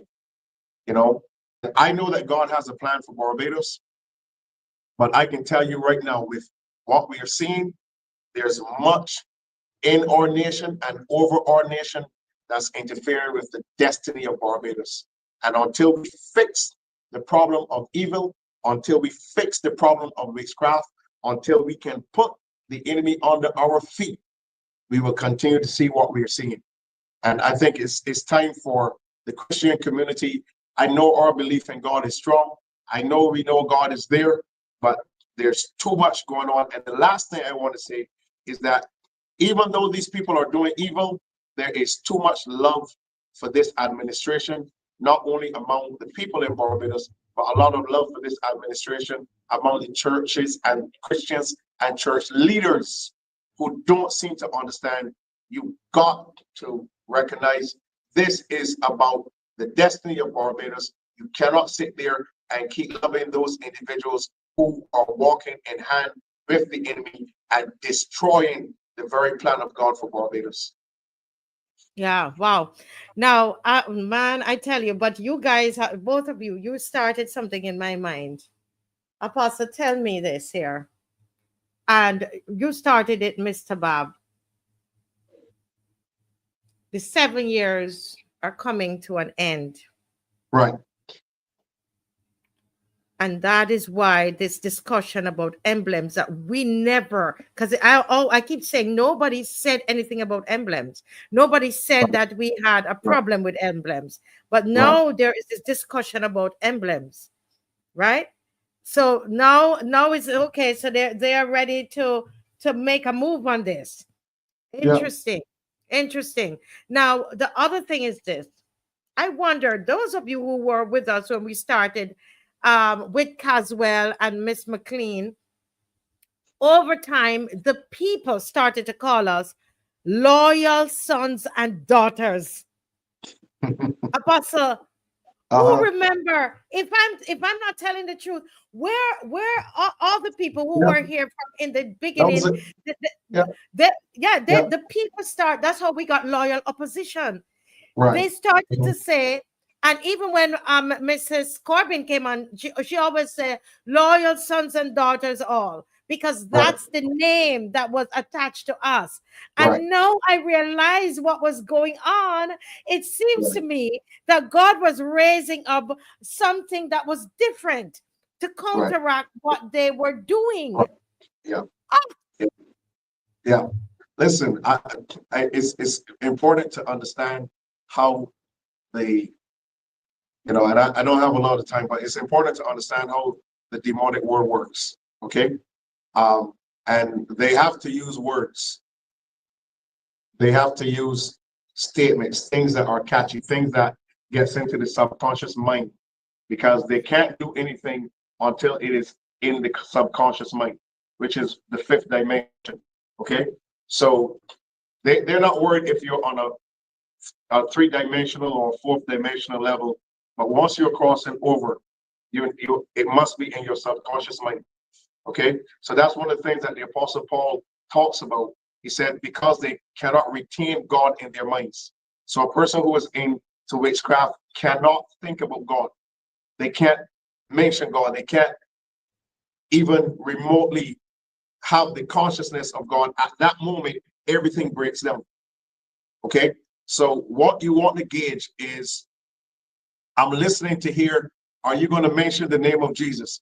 Are you going to mention the Lord? Are you going to mention critical scriptures? Are you just going to quote a psalm? Are you going to quote a Proverbs? Which is what most of these, and that gives you the understanding. Okay, I can say a scripture, but I have to keep that scripture out of my subconscious level. Okay, so they'll get together and they'll use a statement. That statement, we loyal sons and daughters all, is a statement to that demonic principality that Barbados and Barbadians are loyal to you, not to God. Oh so my, the discussion now, so much is happening. right? The discussion now is to move God, and they can keep the anthem. That place about God being the people's guide, that has to come out. That's what they want out. The anthem isn't the issue. It is the mentioning of God leading, of God guiding, that they want out. See, because in my opinion, I don't know why the righteous. I've always had this situation when I began to grow spiritual. I've always had a problem with why the Lord has been the people's guide is the second verse and not the first verse. Okay, I've always had a problem with that. So they will keep the first verse, but the second verse is the one where they have an issue with. So subconsciously, we need to get God out. And this is why helping even ministers and men of God to understand Barbados right now is under very heavy witchcraft.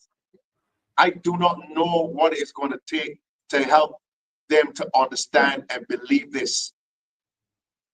Okay, we're under very serious witchcraft right now. Do you think that everything that is happening in Barbados is just happenstantial? No, something is making this happen. Something bigger is making it happen. And you have to understand and accept that once you have things happening on a higher spiritual level, you must see the component of it in the physical. And what we are seeing in the physical realm is something that is happening in the realm of the spirit over this nation that has finally trickled down, and it has attacked the dimension which will mostly carry out its commands and wishes, which is the underworld. Okay, so it will find the entity in the nation that will carry out what it wants. And what will carry out what that dimension over Barbados wants is death, bloodshed, sacrifice. And this goes back to even, I'm going to say this goes back to even what happened in Guyana just a few weeks ago with that little girl, Adriana. It goes on to what happened in Jamaica. It goes on to what happened in Antigua. It goes on to what happened, in these other countries, because the issue is a fight for power. Okay, and once you want to remain in power, the issue is you got to make a sacrifice. Pretty much, that's what I'm going to say right here. I'll probably say some stuff. Oh my goodness! Listen, these Friday nights, I tell you. Listen, go ahead. I know it's late. I know it's late, but man, this is our country. Stay with us a little bit longer, people. Don't go to sleep. Don't go to sleep. Listen, what are you saying now? Because you come in with these things now. You, Mr. Go ahead, teacher. You're deep too. What? Tell me something. What? I know you want to say something there. Because you see, we have to connect the dots. Because nothing that is happening or anything that is happening is by happenstance. The pathway that we are, where we are, has been set since 2018. It is not by accident. Okay. We have to understand, and you always get the little discussions and the small revelations, which says to us as a people, we are not doing well as a nation, and it's because of what was done in 2018. And we get some, and we as a people, we're trying to say, no, we can't believe that they're doing this to us, because as a part, we have this love or this liking for the sweet words coming from a person's mouth who was bamboozled international the stages. And we said, that's a Barbados. When we go overseas and we meet a Barbados, know how proud we are. that people have recognized that they are Barbadian and we are Barbadian too. And I think that we are lost in that, and that at this moment. That here's a lady the world has recognized. So he can't be too bad, but look at what is happening at home. Your whole house is burning down. Yes, yes. Somebody here messaging me. Folks, as I have said, and I know it's always that people, they hear people sometimes, if you didn't listen to everything, you might not hear everything. But remember, I always said on the show that I knew that it was dirt. In fact, I laughed at it and said it was dirt.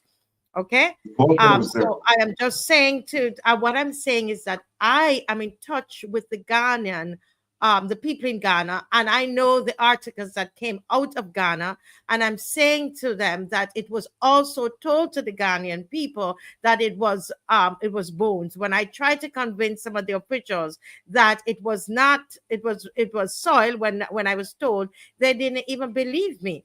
And you can go online and search and you will see. Okay.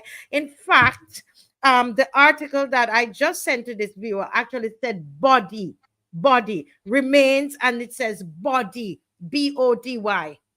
Okay. Okay. So there is something that was wrong in the communication of it. And let's not, split hairs about that. I have always known. I've told Caswell, all of them. Yeah. I've always told them that it was soil. But let me just say this here, guys. Do you realize, and I'm only realizing this right now. So, Apostle, I'm just realizing something. When we came on here to start the series of the Marcia Week show with Caswell, etc., this whole thing took on a life of its own. And as I said, one of the things that we started to do was to call ourselves the loyal sons and daughters. So obviously God was raising up something to counteract. Apostle just explained that. It's to counteract, right? You're saying to counteract what they're doing, right? What they're trying to establish. The second thing is, do you realize that we took on the emblems? We were raised every night. I pick up the flag. Every night we were playing the anthem. And Mr. Apostle, because I didn't know the pledge, to be honest. And he would say the pledge, right? And now, even for this our marches now, by accident, trust me, it was just by accident. We didn't have the thing. We quickly went and bought some flags, lots of flags, and we got them on discount, and that's what we use on the road now. Do you see what I'm saying? It's like there is an unseen hand that is also guiding us. So the caller who said the Lord has been the people's guide, God is fighting for us, that everything is working out, and this 7th year they're trying to hurry to do something. Yeah. So now you have a clearer picture of what's going on, Yes. And their brain, they're going to do that. They did that all during COVID. They made laws and then had to go back and change them because there's no wisdom. There's no wisdom from God being demonstrated at all. And, you just have those people who are going to be lackeys, who are just going to go along with everything. They're not going to ask nations. They're not going to ask why, when, where, who, what. They're just going to go along with it. And again, when you look at the reality of this, and I'll say this, and this is critical. Let's look at the flag, the pledge. Okay, I pledge allegiance to my country, Barbados, to the flag, to hold and defend their honor by my living, do credit to my nation wherever I go. You look at that whole fiasco in Ghana, you see the pledge was broken.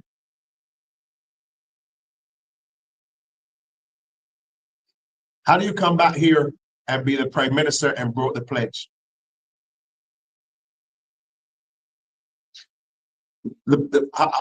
Explain that to me. How do you return to Barbados as a prime minister and you totally broke the pledge? Said, I pledge allegiance to my country, Barbados, and to the flag issue to uphold and defend their honor and by my living do credit to my. So you went to Ghana, desecrated the flag, had them perform libation over the flag, dishonor the flag, put it in a grave, and then you come back here and want to be the prime minister. So that is why I get so this particular thing. I was at home, and when I heard from this lady, and I was telling Dave what happened, Apostle. When I got so angry, I wanted to throw my phone away, and I said to Dave, why I never get this angry? Why I'm so angry about this flag? You understand? My God, I'm just like, what is going on with me? I told Dave, I said, why am I so angry and so wound up about this thing? And then it was a clue that was there, because I realized this prime minister refuses to wear the flag of Barbados, and nobody can tell me that is not so.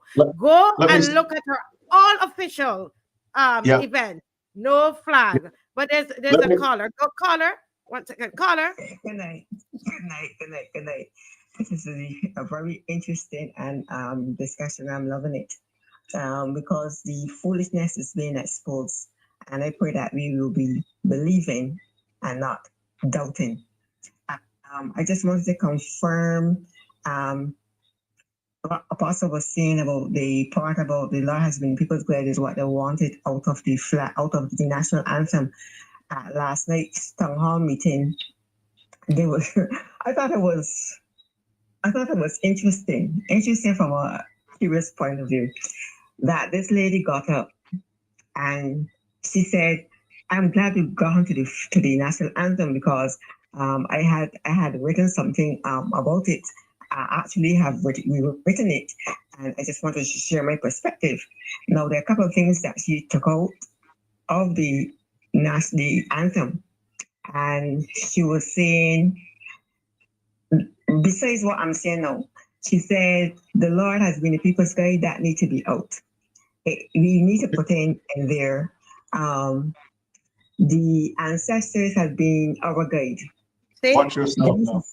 She said for the past 300 years, she said it's been out for the 300 years, gone a long time, and etc. etc. We should say for many years. So the ancestors have been our guide for many years. Well, and then the line that says him, with him still being on people's side, that you would take up and say them, referencing the ancestors.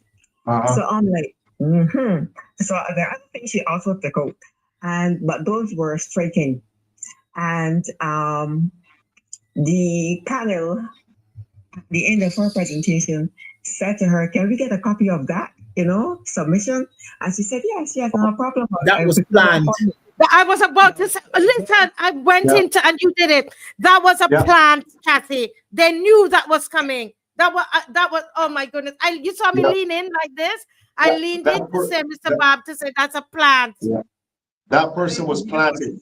She prefaced her presentation by saying, as a Christian, I always had a problem with. So when she was taking out these things, I'm like, Christian. Not a Christian. No, it's a lie. It's a lie. Go ahead, Apostle. Thank you. Thank you so much. Thank you so much. I told you that's how they operate. She was planted there. At another occasion. Yes. Because Ronnie Yearwood made a fantastic presentation, which I will share at another occasion. Yes. Okay. Thank you. But do you see? Oh, go ahead. You go ahead. Who was speaking? Either Apostle or Mr. Bob? So was. Yeah, she was planted. That lady was planted in that session. You think these folks don't know what they're doing? And specifically, why would she pull just that area? There's so many other areas of the anthem, These fields and hills beyond recall cannot be recalled. She didn't deal with that part, because these hills are already sold to the rich and the famous, but they didn't deal with that. But she was planted. That's how they're doing this stuff. They have their key people to interject, and that's how they operate. They want to get into your subconscious mind. They want to get you thinking about it. Okay, and you'll be amazed that the panel didn't shut that down. The panel, they want to embrace it. See, so all of this is part of what they're doing, and trying their best to redirect the consciousness of people in Barbados. And this is very, very serious and very, very deadly. And we're not going to know how bad this is until we actually remove this government. Well, I am telling you. Go ahead, Mr. Bob.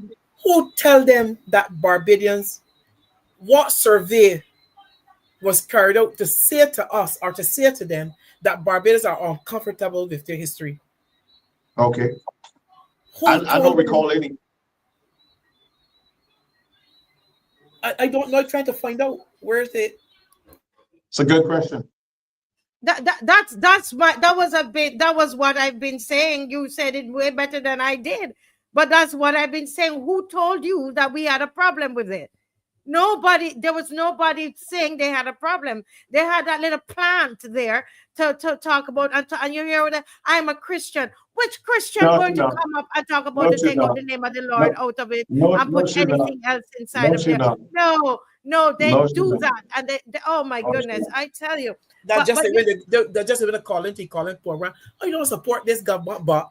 Mm-hmm. Yeah. You know they're lying. Once they go, they're lying.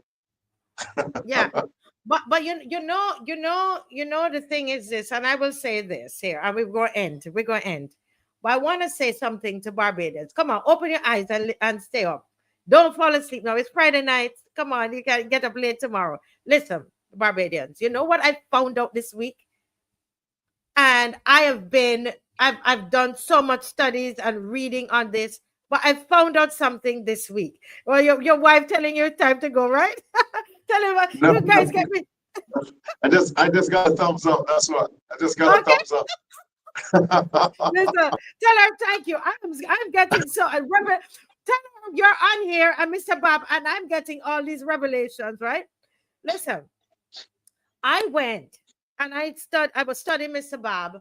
Well, I started with me praying, and I felt to go and read up on Buster. And I'm saying, I read much on Buster. Buster is like one of my favorite people, and so on. But anyway, I went and I read up on Buster. You know what I found, gentlemen? I found that the Buster's rebellion was the first major rebellion in the entire Caribbean. Pretty much. I'm the only one just knowing this. When I said it to Dave, he's like, "You sure you read right?" I said yes, and I went and looked at it, and it's on other. It is a first major rebellion. Yeah. I'm saying it, and I know people are not hearing it because I know how I get sometimes. Listen to what I'm telling you. The Buster Rebellion. Mm-hmm. The Buster Rebellion in St. Philip, where I live. Bailey's Plantation. That's Bailey's Plantations, y'all. That's correct. The first major slave rebellion in the Caribbean. I found it in 2 different documents online. Okay. Yeah. And I said it to somebody who studied at the university, because I was calling a historian and I couldn't get them because I want to verify, Mr. Bob. And the person said to me, when I was doing my thesis, I can't call the name of the person, but it said, when I was doing my thesis, Marcia, I saw that and I was shocked. Yeah. And I'm saying to us, that maths nor English, pretending to be good, pretending to be good, just pretending to be good, pretending to be good, I just pretending to care about people, I just pretending to care about people, I just pretending to care about people, I just pretending to care about people. I don't know what happened there. I don't know what that even came from. But I don't know what that came from. Make your point. Making a point. But what I'm saying, folks, is this. We have been told a lie. And we're going to do a segment on this, a lie. One of the biggest lies ever told to Barbadians is that we are passive. I'll say that again. The biggest lie that was ever told. You know why it's the biggest lie? Because we believe it, Mr. Bob. How could we be so passive than every other Caribbean island? And we are the first to have a major slave rebellion in the Caribbean. Okay. Well, can I tell you this, Madam Weeks? I'll advise you to read a book by Sir Hilary Beckles. It's called Corporate Power in Barbados, The Mutual Affair. And it will outline what happened in the 1937 riots, where Barbadians actually barricaded the head of the sugar plantocracy here in Barbados in the Mutual building, and they were planning on burning it down. And that's when they called for the regiment from St. Anne's Fort to come down there. That's how those people died. That's in his book. It's called Corporate in Barbados, The Mutual Affair. There are only 2 copies right now that I know of, but it's at the library. His book was removed from stores because of a particular reason, which I'm not going to say. But if you ever get your hands on that book, they won't let you take it out of the library, okay? But you can read it and you can get shots out of it. It's called Corporate Power in Barbados, The Mutual Affair by Sir Hilary Beckles. Very serious book to read. Yeah. And he outlines a lot of stuff. So you're absolutely right. Barbadians, we're not passive. But if you feed them a lie like that, it will get into subconscious mind. And when it gets into subconscious mind, then those people can activate it. Okay? And I really don't know what else to say to Barbadians right now. But we need to wake up quickly. They're going to say Bossa was had somebody else that was doing it who was half white and blah blah. The point is this: the first major slave rebellion came from Barbados, and all that you will hear, oh well, they failed. No. They rose up, and I want to say something to the authorities. Somebody said, Wednesday night, the presenter interviewed one of the panelists. She asked him, if the people do not agree, what then? He stammered, it will go to cabinet. Go to cabinet because they know we don't have enough people inside there. But I tell you, I dare you to touch the emblems. Right. I sit right here in St. Philip, where the Bossa rebellion started, and I dare you touch the emblems. We have to go after them with the same vigor when they wanted to change Independence Day. Much more vigor. We have to go after them. Touch it. Yeah. Go ahead and touch it. You better stop. First of all, you need to stop with these town halls about emblems, because none of us told you that we wanted any emblems change. That's the first thing you all need to do. Done them. No more town halls. We never ask you. Who asked you to get to? They're getting me riled up now at this late hour. But anyway, let's close this out. I'm in St. Filipino, the Bossa. I'm here. All right, we're gonna close off, guys. Thank you all so much for coming. Appreciate it. Oh wow, this has been one amazing time. Thank you all. Thank you. I won't even ask you for a closing word because we might go on for another half hour. Thank you. Yeah. We're gonna get our rest and we're back again. See you all on Sunday right here in Bossaland. Bossaland. We're starting this takeover and we're going through all the parishes, but we're starting in St. Philip. Get thee behind me, Satan. We're driving him out of our country. We started right here in St. Philip. Come down, bring your cars. Meet us at St. Martin's, Trimart, Rev, you can come down too, and come down, Mr. Bob. Bring the church down and let us drive him out. All right? Bless you all. Bye-bye. Good night. Good night. Have a good night. Bye-bye. Bye-bye. Yes.